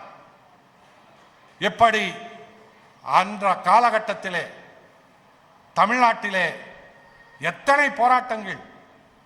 முதல் முகாமாக அப்பையா என்ற விடுதலை புலிகளின் மூத்த தோழர், அவர் பொறுப்பிலே 100 இளைஞர்களை, புதிய இளைஞர்களை தம்பி பிரபாகரன் தமிழ்நாட்டுக்கு அனுப்பி வைக்கின்றார், அழைத்து வருகின்றார். அப்பையா அழைத்து வருகின்றார். கோவைக்குத்தான் அழைத்து வந்தார்கள். எங்கள் தோட்டத்திலே தங்க வைத்து 6 மாத காலம் அவர்கள் அந்த முகாமை அமைத்து தங்கி இருந்தார்கள். அங்கே இருந்துதான் குமரப்பா, பிளேந்தி அம்மான் தோழர்கள் அன்றைக்கு இந்திரா காந்தி வடநாட்டிலே இந்திய இராணுவ முகாம் டேராடூன் அங்கே அழைத்தார்கள்.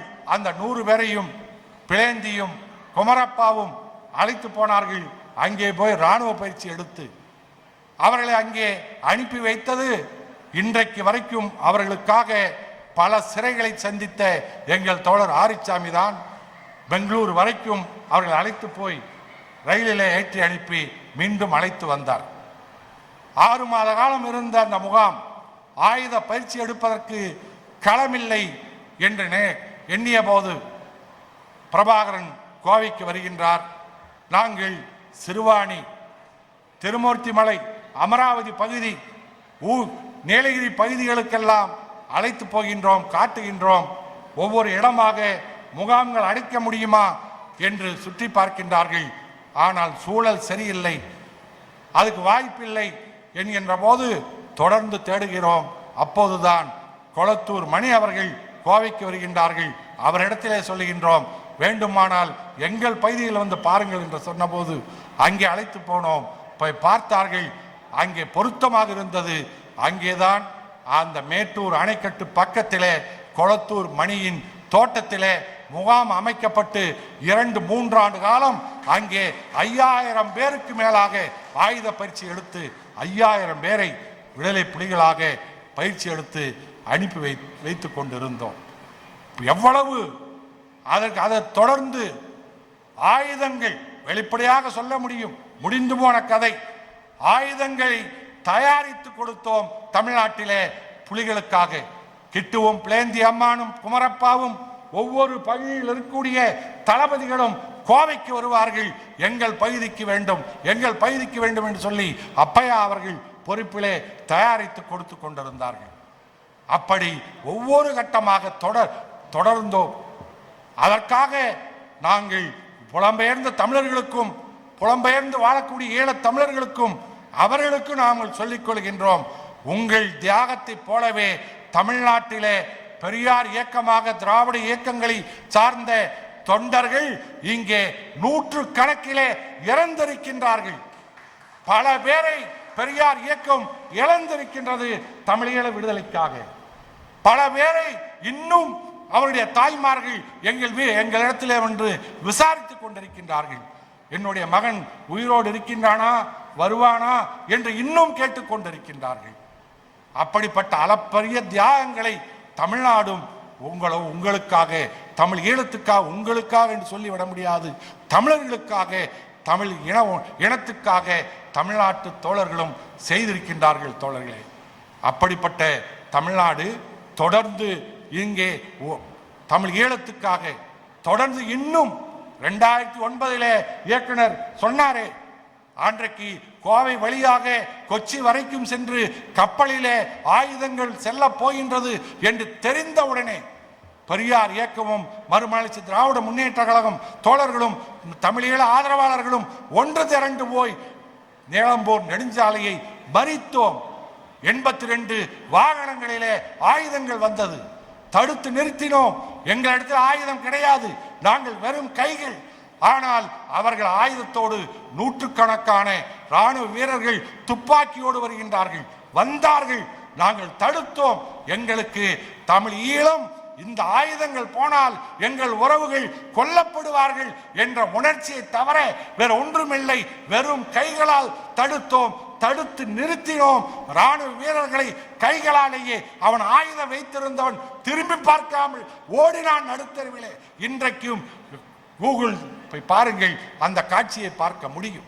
அதற்கு பின்னால் அத்தனை பேருக்கும் 100கணக்கான தோழர்களுக்கு தேசிய பாதுகாப்பு சட்டம் 2009 1990 நாங்கள் கோவையிலே நானும் ஆரிச்சாமியும் வெடிமருந்துகளை வைத்திருந்தோம் என்று அன்றை குணா என்ற விடுதலை புலி தோழர்கள், அந்த தோழர்கள் அங்கே தங்கியிருந்தார்கள். அந்த தோழர்கள் பிடிபட்ட போது அவர்கள் இங்கு இருக்கின்றார்கள் என்று சொன்னால் இவர்கள் இல்லாமல் அவர்கள் இங்கு இருக்க முடியாது என்று எங்கள் மீது பொய் வழக்கு போட்டார் தேவாரம். அன்னைக்கு ஐஜி அவர் தேவாரம் போட்டார், பொய் வழக்கு போட்டார், வெடிமருந்து வைத்திருந்தோம் என்று சொல்லி. உடனே ஆனால் நாங்கள் அதை பற்றி கவலைப்படவில்லை. 3 வருடம் சிறையில் அடைக்கப்பட்டிருந்தோம். 3 வருடம். எப்படிப்பட்ட சிறை? தடா. வெளியிலே 3 வருடத்திலே ஜாமீனில் வர முடியாது. எங்கள் வழக்கை நாங்களே தான் நிரூபிக்க வேண்டும் குற்றமற்றவர்கள் என்று. அப்படிப்பட்ட தடா இந்தியாவிலே தமிழ்நாட்டிலே முதல் தடா வழக்கு ராஜீவ்காந்தி வழக்குக்கு முன்பே எங்கள் மீது போடப்பட்டது. ஓராண்டிலே என்னுடைய தாயார் இன்னும் நான் சிறையில் அடைக்கப்பட்டு இனி வரமாட்டான் என்று எல்லோரும் சொன்ன காரணத்தாலேயே மனம் நொந்து நெஞ்சு வலி வந்து அவர்கள் மாரடைப்பால் இறந்து போனார். சிறையும் வீடும் எதிரெதிரே. சாலையின் வலது பக்கம் வீடு, இடது பக்கம் சிறை. மேலே இருந்து டவர் என்று சொல்வார்கள் சிறைச்சாலையிலே, கோபுரம். அதன் மேலிருந்து பார்த்தால் எங்கள் வீடு தெரியும். என்னுடைய வீட்டின் மொட்டை மாடியிலிருந்து பார்த்தால் சிறை தெரியும். இந்த நிலையிலே தாய் இறந்து போனார். ஆனால் செய்தியை கூட எனக்கு சொல்லவில்லை. பத்திரிகையில் விளம்பரம் கொடுத்திருந்தார்கள், பத்திரிகை தந்தார்கள். ஆனால் அந்த விளம்பரத்தை வெட்டிவிட்டு ஒரு பத்திரிகையிலே கருப்புவை சிறைச்சாலையினுடைய நடைமுறை, அது கருப்புவை பூசி அந்த பத்திரிகை கொடுத்தார்கள். செய்தி தெரிந்து கொள்ள முடியவில்லை. நான் திருமணமாகி 5 மாதத்திலே சிறைக்கு போய்விட்டேன். 5 மாதத்திலே திருமணமாகி நான் போகின்ற போது என்னுடைய மனைவி கருவுற்றிருக்கின்றார்கள். சிறைக்கு போன பின்னால் குழந்தை பிறக்கின்றது. அந்த குழந்தை பிறந்த நேரத்திலே தான் என் தாயும் மடிந்திருக்கின்றார்கள். அந்த குழந்தை எடுத்துக்கொண்டு, பிறந்த குழந்தை எடுத்துக்கொண்டு என்னுடைய மனைவி சிறைக்கு வருகின்றார்கள். நான் குழந்தையைத்தான் காட்ட வருகின்றார்கள் என்று சொல்லி எடுத்து மகிழ்ச்சியோடு வாங்கி கொஞ்சம் போகும்போதுதான் சொல்லுகின்றார்கள், அம்மா இறந்து விட்டார் என்று சொல்லி. ஆனால் தோழர்களே, தாங்கிக் கொண்டோம், தாங்கிக்கணும். ஆனால் 2009 தேசிய பாதுகாப்பு சட்டம் வந்து நாங்கள் சிறையில் இருந்த போதுதான் மேதகு தேசிய தலைவர் பிரபாகரன் இறந்து விட்டார் என்று உள்ளே தொலைக்காட்சியிலே செய்தி வந்தது. அம்மா இறந்த போது சிறையில் இருந்தேன் சொன்னார்கள், தாங்கிக் கொண்டேன். ஆனால் இந்த செய்தி எங்களால் தாங்கிக் கொள்ள முடியவில்லை. உள்ளே நாங்கள் 3 நாட்கள் உணவில்லாமல் தேவையில்லை என்று வருந்தி வருந்தி அழுது கொண்டிருந்தோம். அப்படி எதற்கு சொல்ல வருகின்றேன் என்று சொன்னால், தமிழ்நாடு தமிழ் ஈழத்துக்காக எத்தனை இழப்புகள், எத்தனை தியாகம் இன்றைக்கு வரைக்கும் செய்து கொண்டிருக்கின்றது. ஆனால் தமிழ்நாட்டுக்கும் சரி, தமிழ் ஈழத்துக்கும் சரி, நாம் யாரை எதிர்த்து போராடி கொண்டிருக்கின்றோம்? நம்முடைய விடுதலை யாருக்கு? நம்மை அடிமைப்படுத்துகின்றவர்கள் யார் என்பதை நாம் தெரிந்து கொள்ள வேண்டும். பெரியார் இடத்திலே ஐயா தமிழீழ தந்தை செல்வா அவர்கள் 1970களிலே வந்து சந்தித்த போது ஆதரவு கேட்டார். அப்போ பெரியார் சொன்னார், நானும் ஒரு அடிமை, நீங்களும் அடிமை, இந்த அடிமை இன்னொரு அடிமைக்கு என்ன செய்ய முடியும் என்று சொன்னார்கள். நாம் அடிமைப்பட்டு கிடக்கின்றோம். தமிழ் ஈழம் சிங்களமிடத்தில் அடிமைப்பட்டு கிடக்கின்றது. தமிழ்நாடு வடநாட்டு பார்ப்பன பனியா இடத்திலே அடிமைப்பட்டு கிடக்கின்றது. தோழர்களே, இன்கிலாப் அவர்கள் 83 நாம் இயக்கங்கள் தமிழ் ஈழத்துக்கு ஆதரவாக தெருவில் இறங்கி முழங்குகின்ற போது, நாம் போதுமான அரசியல் அறிவு பெறாத போது, வெறும் கண்ணீர் மட்டுமே சிந்திய காரணத்தால் வைத்த முழக்கம், இந்திய அரசே தமிழ் ஈழ மக்களை, இலங்கை மக்களை காப்பார், இலங்கை தமிழர்களை, அப்போதும் இலங்கை தமிழர்கள் என்றுதான் முதல் முழக்கம் வந்தது. ஈழத்தமிழர்கள் என்று நாம் புரியாமல் இலங்கை தமிழர்கள் என்றுதான் வைத்தோம். அப்போது இன்கிலாப் கவிஞர், மறைந்த இன்கிலாப் அவர்கள் ஒரு வரியிலே சொன்னார், அட்டைகள் ஒருபோதும் இரத்த தானம் செய்யாது, அவரிடத்திலே கெஞ்சிக் கொண்டிருக்க வேண்டாம் என்று சொன்னார்கள். வடநாட்டான் ஒருபோதும் நமக்கு இரக்கம் காட்ட மாட்டான் என்று அன்றைக்கு ஒரு வரியில சொன்னார். அட்டைகள் ஒருபோதும் இரத்த தானம் செய்யாது என்று சொன்னார். தோழர்களே, இன்றைக்கு வரைக்கும் அதுதான் உண்மை. அது ஆளுகின்றவர்கள் தமிழ்நாட்டிலே எல்லோருக்கும் தெரியும். ஒன்று, இந்திரன் மாறலாம். இந்திரன் பல நூறு இந்திரன்கள் இருக்கின்றார்கள். இந்திரன் மாறலாம், ஆனா இந்திராணி மாறாது. இந்திராணி ஒன்றுதான், அதிகார வர்க்கம் ஒன்றுதான். கட்சிகள் ஆட்சிக்கு யார் வேண்டுமானால் மாறி வரலாம், ஆனால் ஆளுகின்ற வர்க்கம் ஒன்றுதான். அந்த வர்க்கம் ஒருபோதும் நமக்கு தமிழனுக்கு விடிவில் வேண்டும் என்று சிந்திக்காது, வழிகாட்டாது, விடாது. புரிந்து கொள்ளுங்கள். இன்னும் சொல்ல போனால் இன்றைக்கு ஆளுகின்ற பாரதிய ஜனதா கட்சியினுடைய யார்? அவருடைய குரு RSS சங் பரிவார் கூட்டம். அவருடைய கொள்கை என்ன? அகண்ட பாரதம். அகண்ட பாரதம். இந்த பாரதம் மட்டுமல்ல, இலங்கை, பர்மா எல்லாம் சேர்ந்த பாரதம். எல்லாவற்றையும் இணைக்க வேண்டும் என்பதுதான் ஒவ்வொரு சங் பரிவார் RSS உடைய சாகாவிலும் இளைஞர்களுக்கு அவன் சொல்லித்தரக்கூடிய பாடம். ஆகவே நாம் இன்று அங்கே ஐயா காசி ஆனந்தன் அவர்கள் பிரச்சாரம் செய்கின்ற போது அவர்கள் எங்களுக்கெல்லாம் சொல்லிக் கொடுத்த வரலாறே, அவன் சிங்களவன், எதனால் இப்படி ஒரு தமிழீழ விடுதலை போராட்டம் தொடங்கியது என்கின்ற போது, அந்த வரலாற்றை சொல்லுகின்ற போது, சிங்களவன் அவன் மொழியை சி என்ற எழுத்தை நெஞ்சிலே பழுக்க காட்சி குத்தினான், பச்சை குத்தினான். அவன் சிங்கள வெறியன். தமிழ் மொழியை அடக்கினான், ஆண்டான். சிங்களவன் சிங்கள மொழியை உயர்த்தி பிடித்தான். அதிலிருந்துதான் தொடங்கியது தமிழீழ விடுதலை போராட்டம் என்று சொன்னார்கள். அதுதானே இப்போது தமிழ்நாட்டில் நடந்து கொண்டிருக்கின்றது. தமிழை அழித்து விட்டு சமஸ்கிருதத்தையும் இந்தியையும் கொண்டு வருவதுதானே இன்றைக்கு இந்திய அரசினுடைய நோக்கம். அதுதானே இன்றைக்கு ஆட்சி செய்வர்களுடைய வேலை. ஆகவே ஈழத்தில் என்ன நடந்ததோ அதுதான் தமிழ்நாட்டிலும்.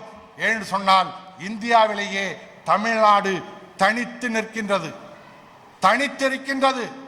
இந்த தமிழ்நாட்டிலே அவர்கள் ஆள வேண்டும், அவர்கள் நிலைக்க வேண்டும், ஒருமைப்பாட்டுக்குள் தமிழ்நாட்டை இணைக்க வேண்டும் என்று சொன்னால் இந்த மொழியை அழித்து அவனுடைய மொழி இந்தியை ஆதிக்கம் செலுத்த வேண்டும், சமஸ்கிருதத்தை கொண்டு வர வேண்டும்.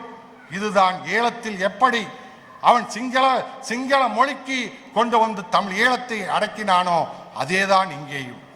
ஆகவே ரெண்டு பேருக்கும் ரெண்டு எஜமானர்களும் ரெண்டு எதிரிகளும் நோக்கம் தமிழர்களை அழிப்பதுதான்.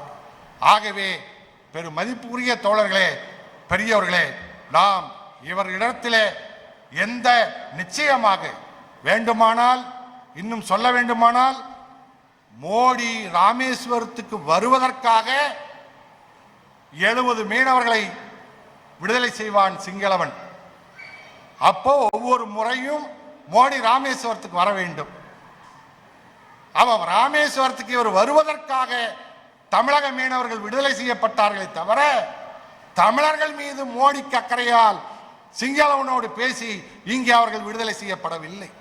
இல்லாவிட்டால் உண்மையிலேயே அந்த மீனவர்கள் மீது அக்கறை இருக்குமானால், உண்மையாக இருக்குமானால், மீனவர்களை விடுதலை செய்து அவர்கள் வருகின்ற கப்பல்கள் ஒரு பக்கம் வருகின்றது, இன்னொரு பக்கம் இந்தியா இலவசமாக சிங்களவனுக்கு கொடுத்த ரோந்து கப்பல் ஒரு பக்கம் இலங்கைக்கு செல்கின்றது. இதே இந்திய அரசு. ஏன் இந்த இரட்டை நாடகம்? எதற்காக? எண்ணி பார்க்க வேண்டும் தோழர்களே. இன்றைக்கு ஆளுகின்ற RSS, பிஜேபி இந்த கூட்டத்திற்கு தமிழ்நாட்டிலே கால் ஊன்றுவதற்கும் தமிழ்நாட்டிலே தன்னை ஆட்சியை அதிகாரத்தை கொண்டு வருவதற்கும் பல முகங்கள் அவனுக்கு தேவைப்படுகின்றது. அதிலே ஒரு முகம் ஈழ முகம் அவனுக்கு தேவைப்படுகின்றது. அதற்கு ஒருபோதும் நாம் ஒப்புக்கொள்ள கூடாது. நாம் நிச்சயமாக நம்மால் முடியும். நாம் வேண்டுமானால் இப்போது அவனுக்குள் அடக்கமாக இருக்கலாம், வேண்டுமானால் அவனால் அடக்கப்பட்டிருக்கலாம். அதனால் தமிழர்களால் முடியாதா என்று கேட்டால் நிச்சயம் முடியும். பாலசிங்கமும் சந்திரஹாசனும் நாடு கடத்தப்பட்ட போது இங்கிருந்த மாணவர்கள் தான் போராடி மீண்டும் அவர்களை திரும்ப கொண்டு வந்தார்கள். இன்னும் சொல்ல போனால் 1952ஆம் ஆண்டு அம்பேத்கர் அவர்கள் பிற்படுத்தப்பட்டவர்களுக்கும் தாழ்த்தப்பட்டவர்களுக்கும் கம்யூனல் ஜீவன் சொல்லக்கூடிய வகுப்புரிமையை சட்ட வடிவமாக்கி அதை சட்டமாக வைத்திருந்த காலகட்டத்தில் 52 தமிழ்நாடு ஹைகோர்ட்டு நீதிமன்றம் அது செல்லாது என்று சொன்னது. பிற்படுத்தப்பட்டவர்களுக்கு இடஒதுக்கீடு தருவதை அந்த சட்டம் செல்லாது என்று சொன்னது. உடனடியாக பெரியார் களத்தில் இறங்கினார். எந்த பாராளுமன்ற உறுப்பினரையும் கொள்ளாத, சட்டமன்றம் இல்லாத உறுப்பினர் இல்லாத பெரியார் களத்தில் இறங்கி போராடினார். பெருந்தலைவர் காமராஜர் துணை நின்றார். உடனடியாக அண்ணா துணை நின்றார். உடனடியாக சட்டம் மீண்டும் இந்தியாவினுடைய சட்டம் முதலாக திருத்தப்பட்டது. பிற்படுத்தப்பட்டோருக்கு இடஒதுக்கீடு ஆணை உறுதி செய்தது. எந்த பதவிக்கும் போகாத பெரியார் மக்களை திரட்டி போராடினார். ஆகவே நாம் தமிழ்நாடாக இருக்க வேண்டும். புலம்பெயர்ந்த ஈழத் தமிழர்களே, நாங்கள் உங்களுக்கு ஒரு பணிவோடு கேட்டுக்கொள்கின்றோம். உங்களுக்கு எப்படி சிங்களவர்களால் தமிழ் ஈழத்திலே நீங்கள் ரசிக்கப்படுகின்றீர்களோ அதே காலகட்டம் தமிழ்நாட்டிலே இன்றைக்கு ஆளுகின்ற டெல்லியால் தமிழ்நாடு நசுக்கப்படுகின்றது. ஆகவே நீங்கள் உங்களுக்காக நாங்கள் போராடினோம். இப்போது நீங்களும் எங்களுக்காக குரல் கொடுக்க வேண்டும். எங்களுக்கு என்ன என்று இல்லாமல் நீங்களும் எந்த தமிழ்நாட்டுக்காக குரல் கொடுத்தால், கரம் கொடுத்தால், 2 பேரும் துணிந்து நின்றால், எவ்வளவு பெரிய வல்லரசாக இருந்தாலும், எவ்வளவு பெரிய கொரியா, வடகொரியா, தமிழ்நாட்டு மக்கள் தொகையை விட குறைந்த எண்ணிக்கையுடைய நாடு, உலகத்தையே அதிக வைக்கவில்லையா? முடியும். உலக தமிழர்களால், தமிழர்களால், தமிழ்நாட்டு தமிழர்களால் நிச்சயம் நமக்கான நாட்டை நாம் அமைக்க முடியும். அதற்காக யாருக்கும் முகமுடியாக நாம் இருக்க வேண்டாம் என்று சொல்லி விடைபெறுகின்ற. நன்றி, வணக்கம்.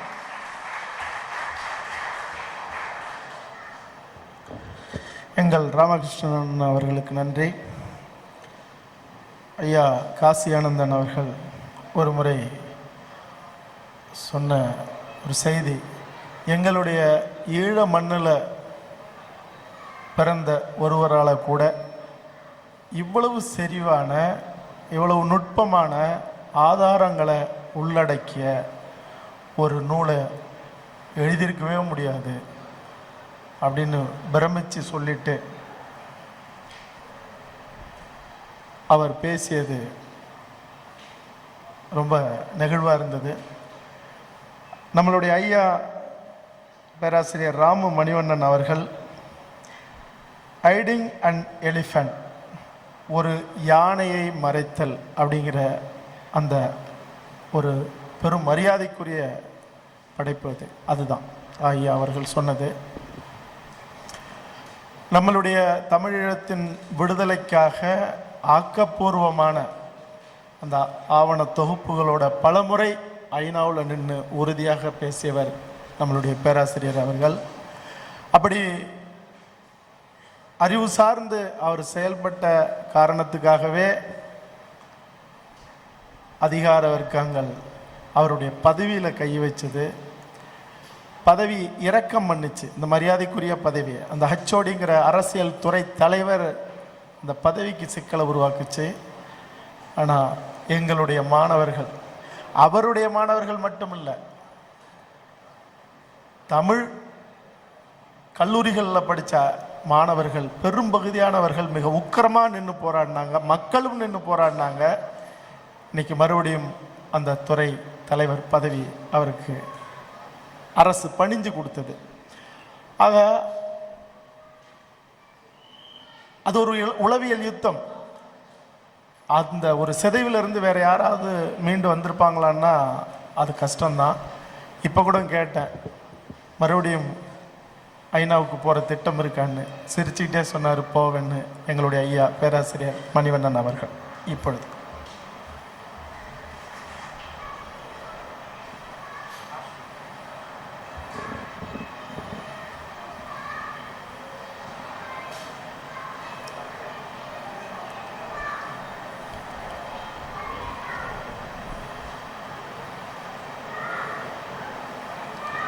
இந்திய ஈழத்தமிழர் நட்புறவு மையம் நடத்தும் தமிழீழமும் தமிழர் தாயகமும் மாநாடு. இந்த மாநாட்டினை தலைமையேற்று வழிநடத்தும் மதிப்பிற்குரிய கவிஞர், ஈழ தேசிய கவிஞர், அவரை உணர்ச்சி கவிஞர் என்று தான் சொல்லுவார்கள். எனக்கு தேசிய கவிஞரும் கூட அவர், காசி ஆனந்தன் ஐயா அவர்களே. தமிழீழ போராட்டம் தமிழகத்தில் ஒரு தலைமகனாக நின்று பல ஆண்டுகள் வழிநடத்தியும் தலைமையேற்றும் வழிநடத்துகின்ற மதிப்பிற்குரிய ஐயா பழ நெடுமாறன் அவர்கள், விடுதலை சிறுத்தைகள் கட்சி தலைவர் மதிப்பிற்குரிய தொல் திருமாவளவன் அவர்கள், நீதி அரசர் ஹரிபரந்தாமன் அவர்கள், மதிப்பிற்குரிய சகோதரி திருமதி பானுமதி அவர்கள், மதிப்பிற்குரிய இயக்குனர் புகழேந்தி, இயக்குனர் கணேசன் மற்றும் இந்த நிகழ்வினை மிகச் சிறப்பாக வழிநடத்தி கொண்டிருக்கும் சகோதரர் கௌதமன் அவர்கள், அனைவருக்கும் என்னுடைய பணிவான மாலை வணக்கத்தினை தெரிவித்துக் கொள்கின்றேன். கடந்த 10 ஆண்டுகளில் நான் நிறைய கூட்டங்களில், ஈழம் சார்ந்த கூட்டங்களிலும் மனித உரிமை சார்ந்த கூட்டங்களிலும் பேசியிருக்கின்றேன். அதில் அந்த உரையாடல்களில் பங்கேற்றிருக்கின்றேன். எனக்கு நீண்ட நாட்களுக்கு பிறகு இவ்வளவு ஒரு உற்சாகமான ஒரு கூட்டமும், உங்களுக்கே வியப்பாக இருக்கலாம், காலை 9 மணி முதல் அல்லது 10 மணி முதல் மாலை 4:30 மணிக்கு கூட்டத்தினரை பார்த்து உற்சாகமான கூட்டம் என்றால் இதில் ஒரு துளியும் நான் மிகைப்படுத்தி சொல்லவில்லை. உண்மையிலேயே மிகவும் உற்சாகமான ஒரு கூட்டம். வெகு நீண்ட நாட்களுக்கு பிறகு தமிழகத்தில் நடக்கின்ற இந்த கூட்டம்.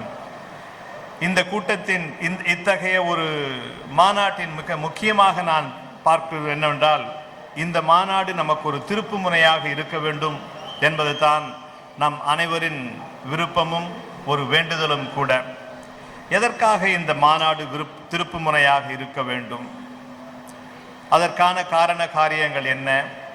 இன்றைய சூழலில் தமிழகத்தின் அரசியலும், இந்தியாவின் அரசியலிலும், உலக அரசியலிலும் என்னென்ன மாற்றங்கள் நிகழ்ந்து கொண்டிருக்கின்றன?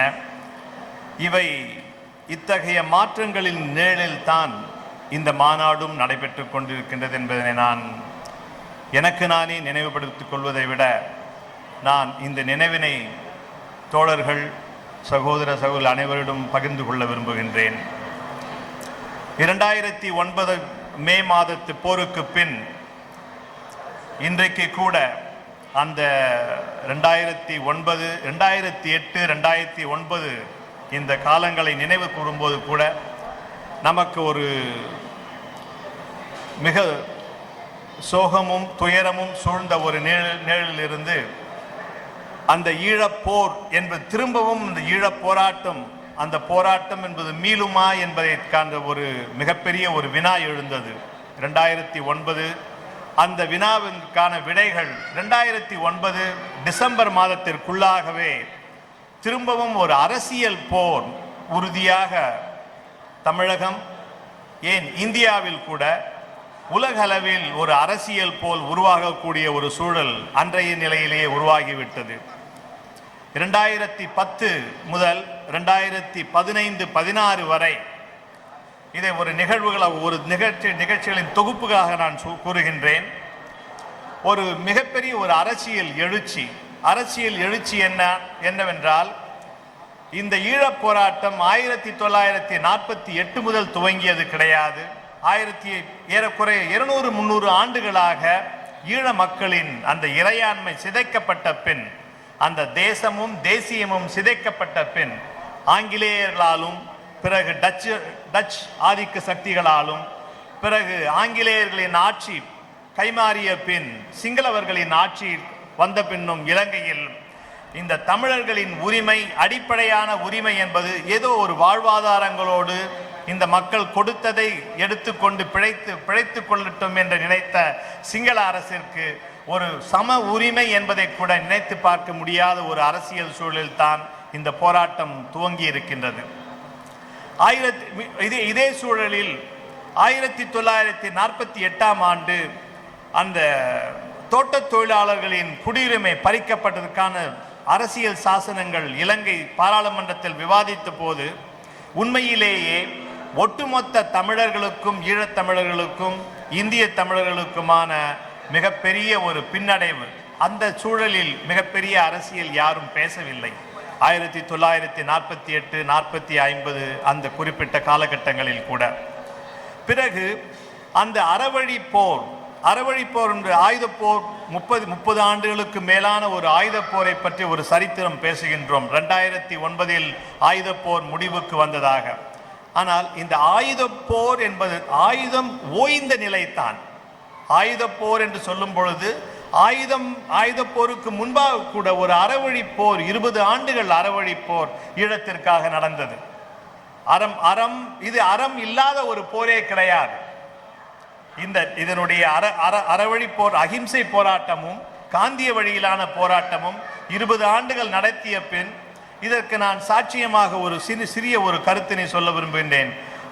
2005, 2006ஆம் ஆண்டுகளில் யாழ்ப்பாண பகுதிகளில் இருந்த ஒரு தளபதியை நான் சந்தித்தேன். தளபதியை சந்தித்த போது அவரிடம் காந்தி எழுதிய புத்தகம், என்னுடைய வாழ்க்கை, மை எக்ஸ்பிரிமெண்ட்ஸ் வித் ட்ரூத், சத்திய சோதனை என்ற ஒரு புத்தகத்தை அவரிடம் கொடுத்து, நீங்கள் ஆயுத போர் மேற்கொண்டுள்ளீர்கள், நேரம் கிடைக்கும் பொழுது இந்த சத்திய சோதனை என்ற புத்தகத்தையும் படியுங்கள், தேவைப்பட்டால் இதற்கான அறவழி போருக்கான வழிகள் இருக்கான.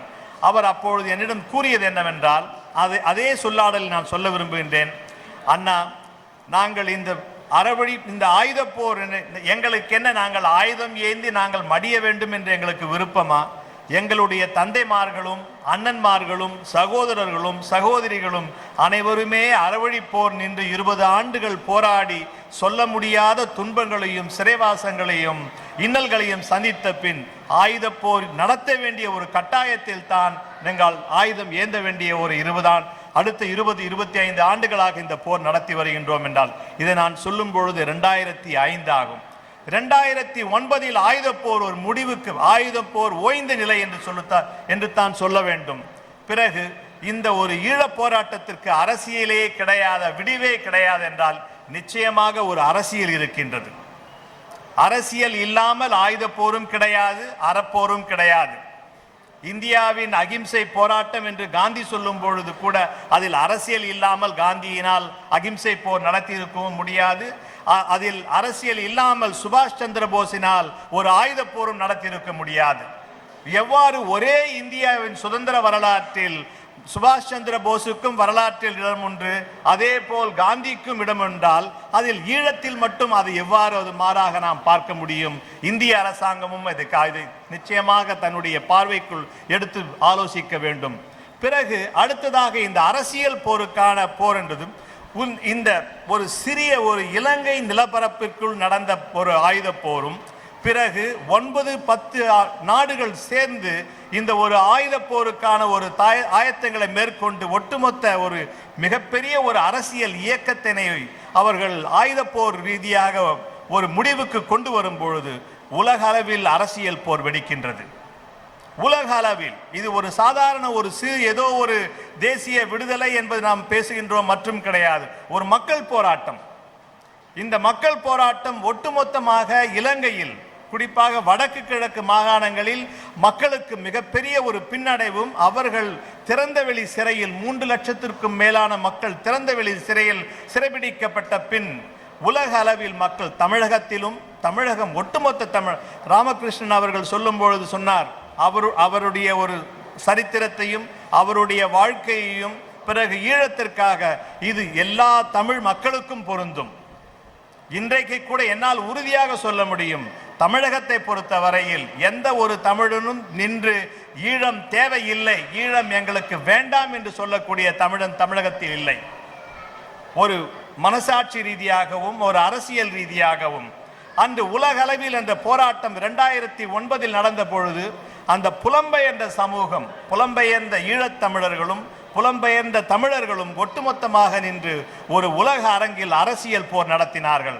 அதன் விளைவாகத்தான் இன்று இந்த போர்க்குற்ற விசாரணையும் மனித உரிமை மீறலுக்கான விசாரணைகள் நடந்து இன்றைக்கு ஒரு உலக இந்தியாவின் அரசியல் சூதாட்டமும் அரசியல் சூட்சமங்களாலும் இலங்கை அரசாங்கத்தின் ராஜதந்திரங்களாலும் கூட மீட்க முடியாத ஒரு விஷயம் என்னவென்றால், இன்றைக்கு ஈழத்தமிழர்களின் பிரச்சனையும் ஈழத்தமிழர்களுக்கான ஒரு அரசியல் தீர்வும் உலக அரங்கில் ஒரு பதிவாக இருக்கின்றது. அதை ஒரு மறுக்க முடியாத ஒரு சாட்சியம். பிறகு இதனால் இந்திய அரசாங்கத்தின் நிலைப்பாடு என்ன என்று பார்க்கும் பொழுது, நாம் குறிப்பாக 1980 நமக்கு முன்பாக பேசியவர்கள் அனைவரும் கூட அந்த ஒப்பந்தம் இந்தியாவுக்கும் இலங்கைக்கும் நடந்த 1987ஆம் ஆண்டு நடந்த ஒப்பந்தமும் பிறகு இந்திய இராணுவத்தின் தலையீடும் பற்றி பேசினார்கள். இன்றைய நிலையில் 30 ஆண்டுகள் ஆகின்றது. ஒரு நாடு மற்றொரு நாட்டுடன் ஒப்பந்தத்தின் கையொப்பம் இடும் பொழுது அதன் ராஜதந்திர பார்வைகள் கூட மிக மிக முக்கியம். நாம் அன்றைக்கு கையொப்பம் இடும் பொழுது இருந்த ராஜதந்திர பார்வை என்ன, இன்றைய நிலையில் நாம் இலங்கையினுடைய நிலைப்பாடுகள் என்னென்று பார்க்கும் பொழுது இந்த ஒட்டுமொத்த ஒப்பந்தமும் அன்றைக்கே கூட 1990களில் கூட ஒட்டுமொத்தமாக தெரிந்த உண்மை என்னவென்றால், இந்த ஒப்பந்தத்தினால் ஈழத்தமிழர்களுக்கோ தமிழகத்திற்கோ அல்லது இந்தியாவிற்கோ எந்த ஒரு ராஜதந்திர ரீதியாக வெற்றியோ மிகப்பெரிய ஒரு மாறுதல்களோ நடக்கப் போவது கிடையாது என்பது. இந்திரா காந்தி அம்மையாரின் ஆட்சியும் புவிசார் அரசியலும் வேறு, ராஜீவ்காந்தியின் புவிசார் அரசியல் பார்வையும் அவருக்கு பின்புலமாக இருந்தவர்களும் அவர்களுடைய தனி மனித காழ்ப்புணர்ச்சிகள், குறிப்பாக நீங்கள் எடுத்துக்கொண்டால் மணிசங்கர் தீக்ஷித், JN தீக்ஷித் என்று சொல்லப்படுகின்ற மணிசங்கர் தீக்ஷித், KR மற்றும் MR நாராயணன், MK நாராயணன் அல்லது மேனன், இவர்களுடைய ஒரு தனி காழ்ப்புணர்ச்சி. அந்த நேரத்தில் இவர்கள் ராஜீவ்காந்திக்கு ஒரு குறிப்பிட்ட ஒரு ஆலோசகர்களாக இருந்த பின் 20-25 ஆண்டுகள் இதே தொடர் நிலையாக விடுதலை புலிகளின் கட்டமைப்பை அழிப்பதோடு விடுதலை புலிகளையும் அழிக்க வேண்டும் என்ற ஒரே பார்வையில் தான் இவர்களுக்கு இந்திய அரசியலின் ராஜதந்திரமோ புவிசார் ராஜதந்திர விஷயங்களோ குறிப்பாக கிடையவே.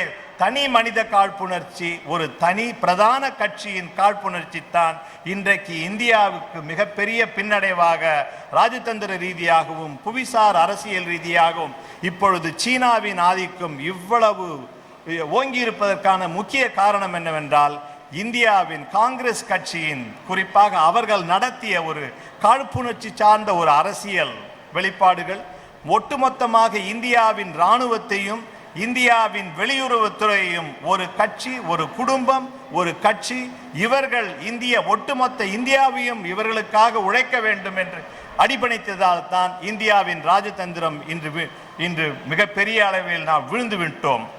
அடுத்ததாக சொல்லும் பொழுது இந்த திரிகோணமலையை பற்றி பேசும் பொழுது, நீங்கள் திரிகோணமலையை பார்த்தவர்கள் அல்லது திரிகோணமலை பகுதியில் இருந்து வந்தவர்களுக்கு தான் சொல்வார்கள், திரிகோணமலையின் அந்த தண்ணீர் தழும்பும் நீர் என்பது ஒரு மனிதனின் உள்ளத்தின் இதயம் எவ்வாறு தழும்புமோ அவ்வளவு ஒரு அழகான ஒரு துறைமுகம்.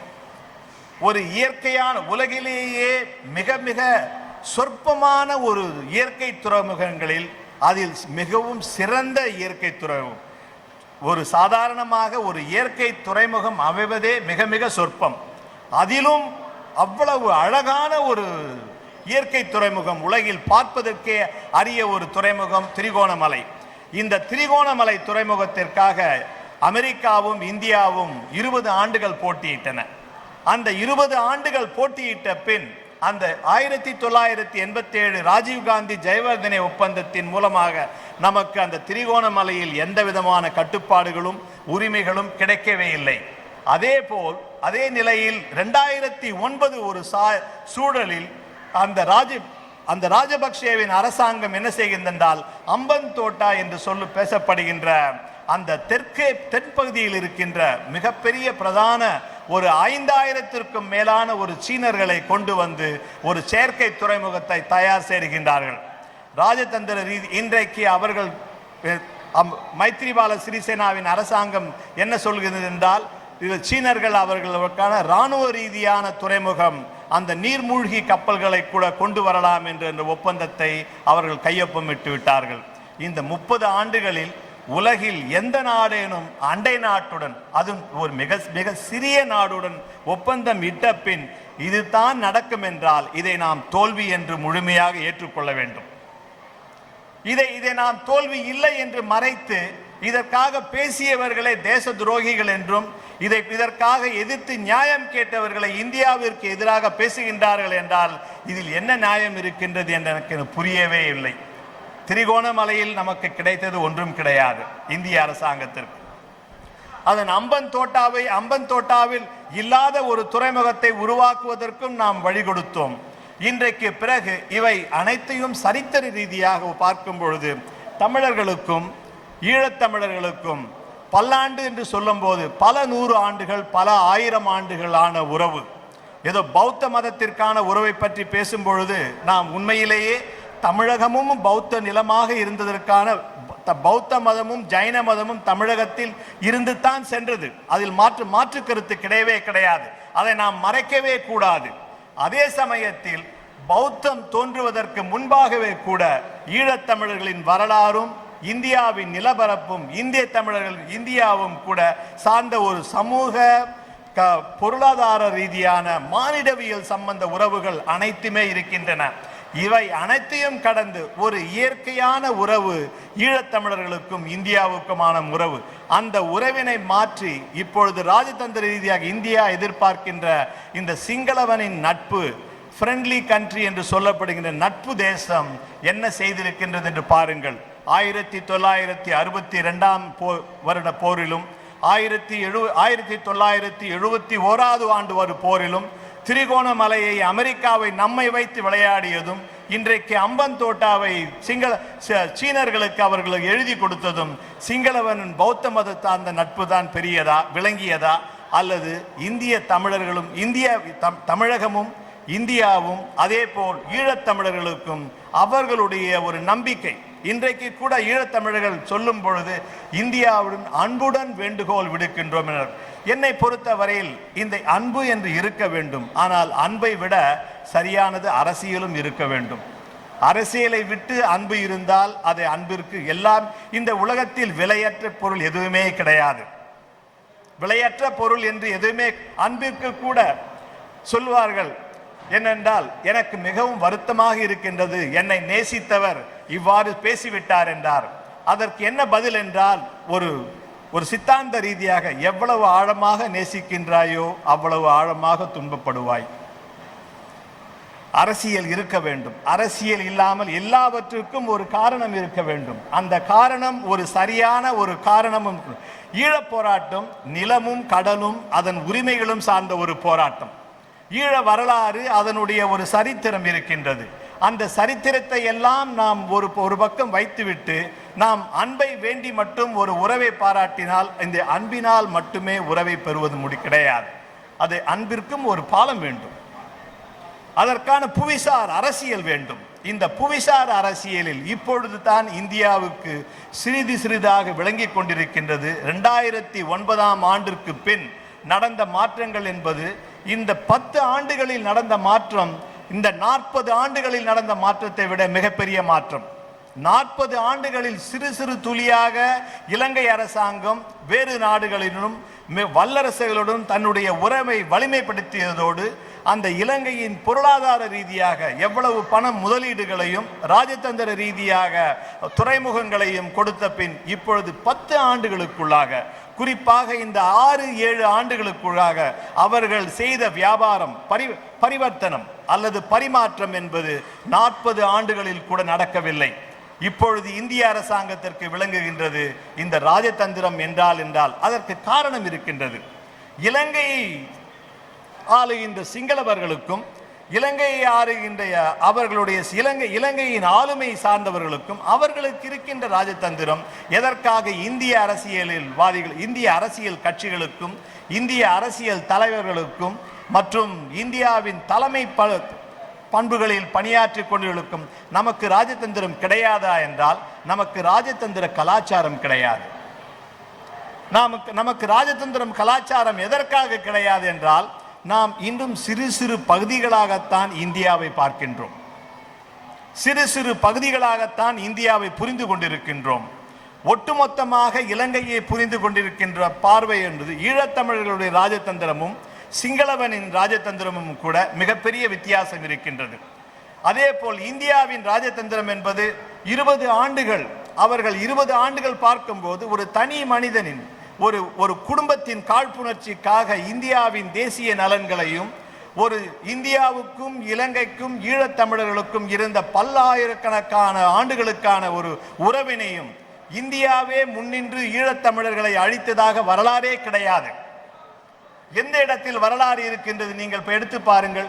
ஈழத்தமிழர்களை 1.5 லட்சம் ஈழத்தமிழர்களை கொல்வதற்காக ஆயுதங்களையும் அதற்கான திறந்தவெளி சிறையில் 3 லட்சத்திற்கு மேலான மக்களை திறந்தவெளி சிறையில் நின்ற பின்னும் அவர்கள் கடல் கடந்து இவர்கள் இந்தியாவிற்குள் வந்ததும் அவர்களுக்கு நடத்தப்படுகின்ற சோதனைகளும் எடுத்து பார்த்தால் நிச்சயமாக நம்ம எங்கேயோ மிகப்பெரிய ஒரு பிழைகள் நடந்து கொண்டிருக்கின்றன. நம்முடைய அரசியல் பார்வையிலும் நம்முடைய ராஜதந்திர பார்வையிலும் இந்த பிழைகளுக்கு விலையாகத்தான் சிங்களவன் அவர்களுடைய ராஜதந்திர விளையாட்டை ஒட்டுமொத்தமாக நடத்திவிட்டு கூறினான் என்னவென்றால், இந்தியாவின் ஒத்துழைப்பு இல்லாமல் நாங்கள் இந்த போரினை நடத்தி இருக்க முடியாது என்றான். இந்தியாவின் ஒத்துழைப்பு இல்லாமல், ஒத்துழைப்பு என்பது ஏதோ ஒரு பரிமாற்றம் சொல்லாடல் கிடையாது. ராஜதந்திர ரீதியாகவும் இராணுவ ரீதியாகவும் உலக அரங்கில் அதை என்னால் நேரடியாக என்னால் பதிவு செய்ய முடியும். உலக அரங்கில் எல்லா நாடுகளையும் போய் கேட்டு, நீங்கள் இந்த ஈழத்தில் நடந்த ஒரு இனப்படுகொலைக்காக நீதி வேண்டுகின்றோம், ஒரு அரசியல் தீர்வு வேண்டுகின்றோம், உதவி செய்ய வேண்டும் என்றால் நீங்கள் இந்தியாவை விட்டு இவ்வளவு தூரம் வந்து எங்களை கேட்பதை விட இந்தியா உங்கள் நாடாச்சே, உங்கள் நாட்டிடம் நீங்கள் கேட்கலாகவே என்று சொல்லும் பொழுது நாங்கள் எங்கு போய் நிற்பது? இதுதான் இப்பொழுது இருக்கின்ற ஒரு நிலைமை. இந்த நிலைமை மாற வேண்டும். இந்த நிலைமை மாற வேண்டும் அல்லது நாம் மாற்ற வேண்டும். இந்த மாற வேண்டும் என்பதை விட அதை மாற்ற வேண்டும் என்பதில் தான் எனக்கு நம்பிக்கை அதிகம். இந்தியாவின் இந்த கலாச்சாரமும் பிறகு தமிழீழம், இந்த விடுதலை போராட்டமும் தமிழகமும் பற்றி நாம் சொல்லும் பொழுது மதிப்பிற்குரிய ராமகிருஷ்ணன் அவர்கள் சொன்னார், எவ்வளவு தனி மனித தியாகங்கள், இயக்கங்கள், போராட்டங்கள் தமிழகத்தில் நிலவுகின்றன என்று.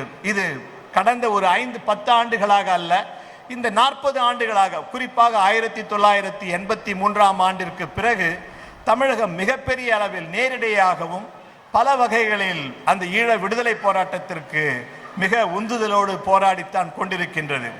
அதே நிலையில் இன்றைக்கு தமிழகத்தின் நிலையே ஈழம் சுதந்திரம் இல்லாமல் ஒரு விடுதலை போராட்டத்தை வேண்டி ஈழத்தில் நிலைப்பாடு என்றால், தமிழகத்தில் நாம் ஒரு மிகப்பெரிய ஒரு மாற்றத்தை, அரசியல் மாற்றத்தை வேண்டி நிற்கின்றோம். அந்த ஒரு சரியான அரசியல் மாற்றமும் சரியான அரசியல் சக்திகளும் தமிழகத்தில் திரும்பவும் ஊன்றாத ஒரு நிலையில் நாம் ஈழப் போராட்டத்திற்கு மிகப்பெரிய உதவியாக எதையுமே செய்ய முடியாது. இன்றைக்கு சக்தியான ஒரு மாற்றங்கள் தமிழகத்தில் வேண்டும். தமிழகத்தில் இன்று இந்த தமிழக மக்களை பிரதிநிதித்துவமாகவும் அந்த மக்கள் சார்ந்த ஒரு அரசியல் கட்டமைப்புக்கான ஒரு ரீதிகள் மாற்றங்கள் நிகழ்ந்து கொண்டிருக்கின்றன. ஆனால் இந்த நிகழ்வுகளின் மிக அடித்தளமாக விளங்குவது கூட 2009 நடந்த ஒரு இனப்படுகொலை. அப்பொழுது மக்களுக்கு ஏற்பட்ட ஒரு விரக்தி, மக்களுக்கு ஏற்பட்ட ஒரு வெளிப்பாடு. இந்த வெளிப்பாடுகளின் பிரதான அரசியல் கட்சிகள், ஒரு கட்சி அதை பேசி வாக்கு வங்கிகளாக பெற்று ஆட்சியில் அமர்ந்தார்கள். ஒரு கட்சி பேசாமல் எதையுமே செய்யாமல் ஆட்சியும் அதிகாரத்தையும் இழந்தார்கள். இதுதான் தமிழகத்தின் கடந்த 10 ஆண்டுகளின் வரலாறு. இதே நிலையில் இருந்தால் நாம் ஈழப் போராட்டத்திற்கு எந்த ஒரு வலிமையும் ஊட்ட முடியாது. தமிழகம் ஒரு சரியான ஒரு ஊன்றுகோலாகவும், தமிழகம் ஒரு சரியான ஒரு இந்த ஈழப் போராட்டத்திற்கு, ஈழ விடுதலை போராட்டத்திற்கு உதவியாக இருக்க வேண்டும் என்றால் தமிழகத்தில் மிகப்பெரிய ஒரு அரசியல் மாற்றம் வேண்டும். மக்கள் சார்ந்த ஒரு அரசியல் நிலைப்பாடுகள், வெளிப்பாடுகள் கொண்டு வர வேண்டும்.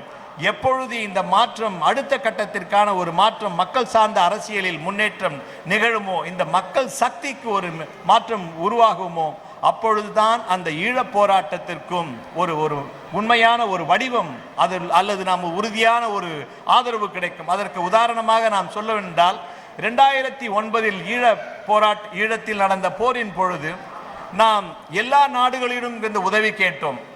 பிறகு இந்திய அரசாங்கத்திடம் உதவி கேட்டோம். ஆனால் நாம் 39 அந்த பாராளுமன்ற உறுப்பினர்களை நாம் பாராளுமன்றத்துக்கு அனுப்பி கொண்டிருக்கின்றோம். அவர்களையும் கேட்டோம், நீங்கள் என்ன செய்கின்றீர்கள் என்று. 39 பாராளுமன்ற உறுப்பினர் தமிழகத்திலிருந்து செல்கின்றார்கள். அந்த 39 பேர் நினைத்தால் ஒன்றும் செய்ய முடியாது என்று நீங்கள் நினைக்கவே வேண்டாம். எனக்கு முன்பாக பேசியவர்களுக்கு இந்தியாவின் ஜனத்தொகை 130 கோடி, தமிழகத்தின் 8 கோடி பேர், 12 கோடி பேர். இவர்களுக்காக இந்தியாவின் அரசியல் கொள்கையை மாற்ற வேண்டும் என்றால் இந்தியாவில் இருக்கின்ற எல்லா மொழி மக்களும் கூட 10 கோடிக்கு மேல் யாருமே கிடையாது. யார் அந்த மக்கள்? நீங்கள் 80 கோடி மக்கள் யாரேனும் ஒட்டுமொத்தமாக நாங்கள் தான் பெரும் வாக்கு வங்கி என்று சொல்ல முடியுமா என்றால் கிடையாது. இந்தியாவை பற்றி சொல்லும்போது பல தேசிய இனங்களை குழுமங்களை கொண்ட ஒரு நாடு இந்தியா. அதனால் ஒவ்வொரு India is a nation of nationalities. இது ஒரு பல தேசிய இனங்களை கொண்ட ஒரு நாடு. அதனால் எந்த ஒரு தேசிய இனத்துக்கு அழிவு வரும்போது மற்ற தேசிய இனங்களும் இந்திய தேசமும் காப்பாற்ற வேண்டுமே ஒழிய அதை விட்டுவிட்டு நாம் இந்த ஒரு தேசிய இனத்திற்காக மற்ற தேசிய இனங்களின் நலனை நான் பாதுகாக்க வேண்டாமா என்றால் நிச்சயமாக நீங்கள் ஒவ்வொரு தேசிய இனத்தையும் பாதுகாக்க வேண்டும். அப்பொழுதுதான் இந்தியாவின் ஒற்றுமைக்கும் அது சரியான ஒரு உறுதியான ஒரு கோலாகும்.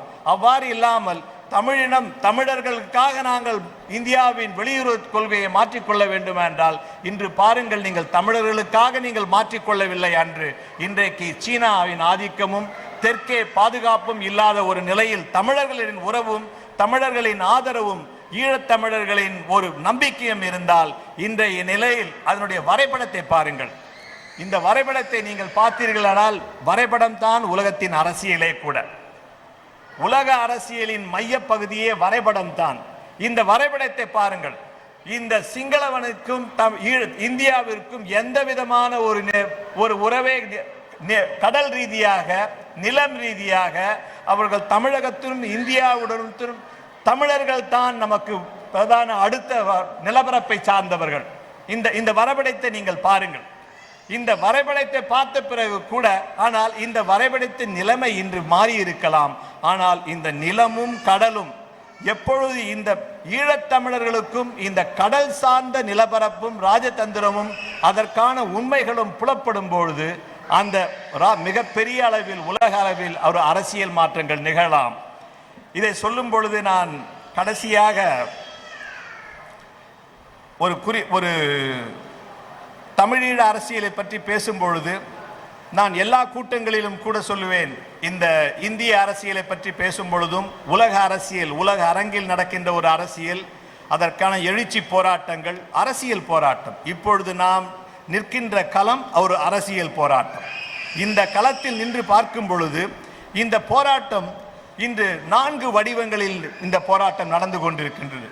ஒன்று, நீங்கள் பார்க்கும் பொழுது அந்த உலக அளவில் ஒரு மிகப்பெரிய ஒரு அரசியல் பன்னாட்டு தளத்தில் என்று சொல்லும் பொழுது உலக அரங்கில் பிரதான நாடுகளில் அதனுடைய முக்கியமான நகரங்களிலும் எல்லா பகுதிகளிலும் அந்த விடுதலை சார்ந்த ஒரு இயக்கமும் அதற்கான ஒரு போராட்டமும், அதே போல் ஐநா மற்றும் பன்னாட்டு கட்டமைப்புகளில் அரசியல் கட்டமைப்புகளின் நுழைவாளில் நாம் நுழைந்து விட்டோம்.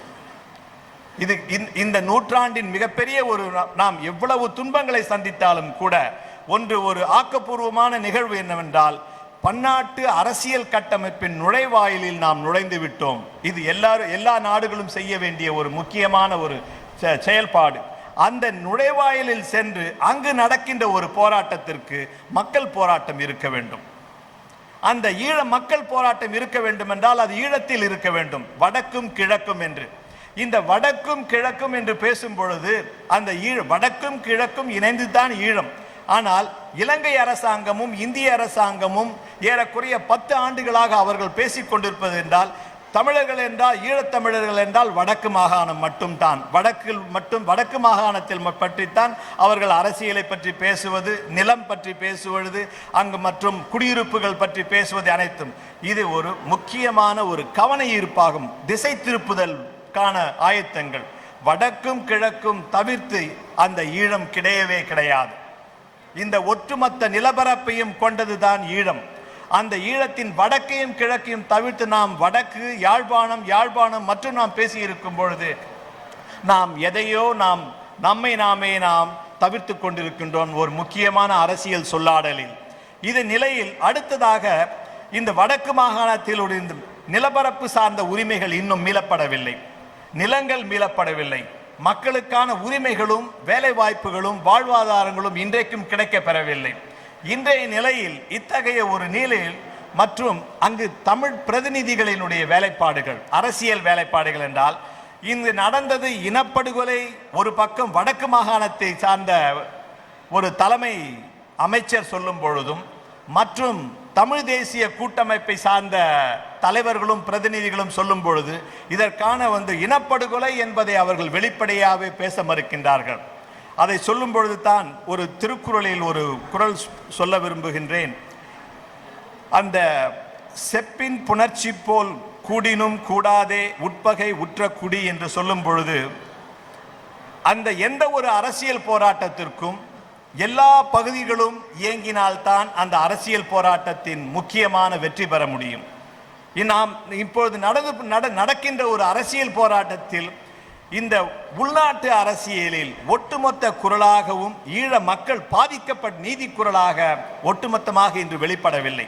அதையும் நாம் பதிவு செய்யவும் அந்த ஒற்றுமையும் நமக்கு விளங்கினால்தான் இந்த ஈழப் போராட்டம், குறிப்பாக மக்கள் சார்ந்த போராட்டம், வடக்கிலும் கிழக்கிலும் ஈழத்தில் ஒட்டுமொத்தமான மக்கள் எழுச்சி மிகப்பெரிய அளவில் இருந்தால்தான் உலக அளவிலும் அதேபோல் தமிழகம் இந்த போராட்டத்திற்கு ஒரு உறுதியான ஒரு ஆக்கப்பூர்வமான ஒரு செயல்பாட்டு உறவினை ஏற்படுத்தி கொள்ள வேண்டும் என்றால் நமக்கு கிடைத்திருக்கின்ற ஒரு அரசியல் மாற்றத்திற்கான வாய்ப்புகளையும் நாம் பயன்படுத்திக் கொள்ள வேண்டும். அப்பொழுதுதான் அந்த ஈழப் போராட்டத்திற்கு நாம் ஒரு சரியான ஒரு உந்துதலாகவும் சக்தியாகவும் இருக்க முடியும்.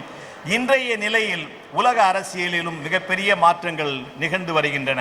அதேபோல் புவிசார் அரசியலிலும் மாற்றங்கள் நிகழ்ந்து வருகின்றன. இதைத்தான் காலம் அறிதல் என்று கூறுகின்றார் திருவள்ளுவர். இந்த காலம் அறிதலின் நுட்பமாகத்தான், அதன் அடிப்படையில் தான் இந்த ஒரு மாநாட்டினையும் நான் பார்க்கின்றேன்.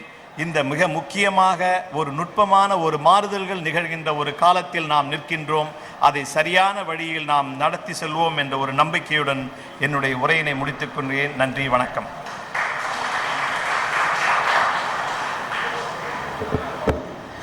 எங்கள் பேராசிரியருக்கு நன்றி. சரியாக 4:50 நேரம். பெருமரியாதைக்குரிய ஐயா மா நடராஜன் அவர்களும் பெருமரியாதைக்குரிய ஐயா வைகோ அவர்களும் இன்னும் சற்று நேரத்தில் வர இருக்கிறார்கள். 5:20 மறுபடியும் அரங்கத்திற்குள் வர வேண்டும். சரியாக 30 நிமிடம் தேநீரும் ஒரு சிற்றுண்டியும் மேடையின் வலது பக்கத்தில் ஏற்பாடு செய்யப்பட்டிருக்கிறது. மிக சரியாக 5:20 அரங்கத்தில் வரும்படி அன்போடு கேட்டுக்கொள்கிறேன். தேநீர் இடைவேளை.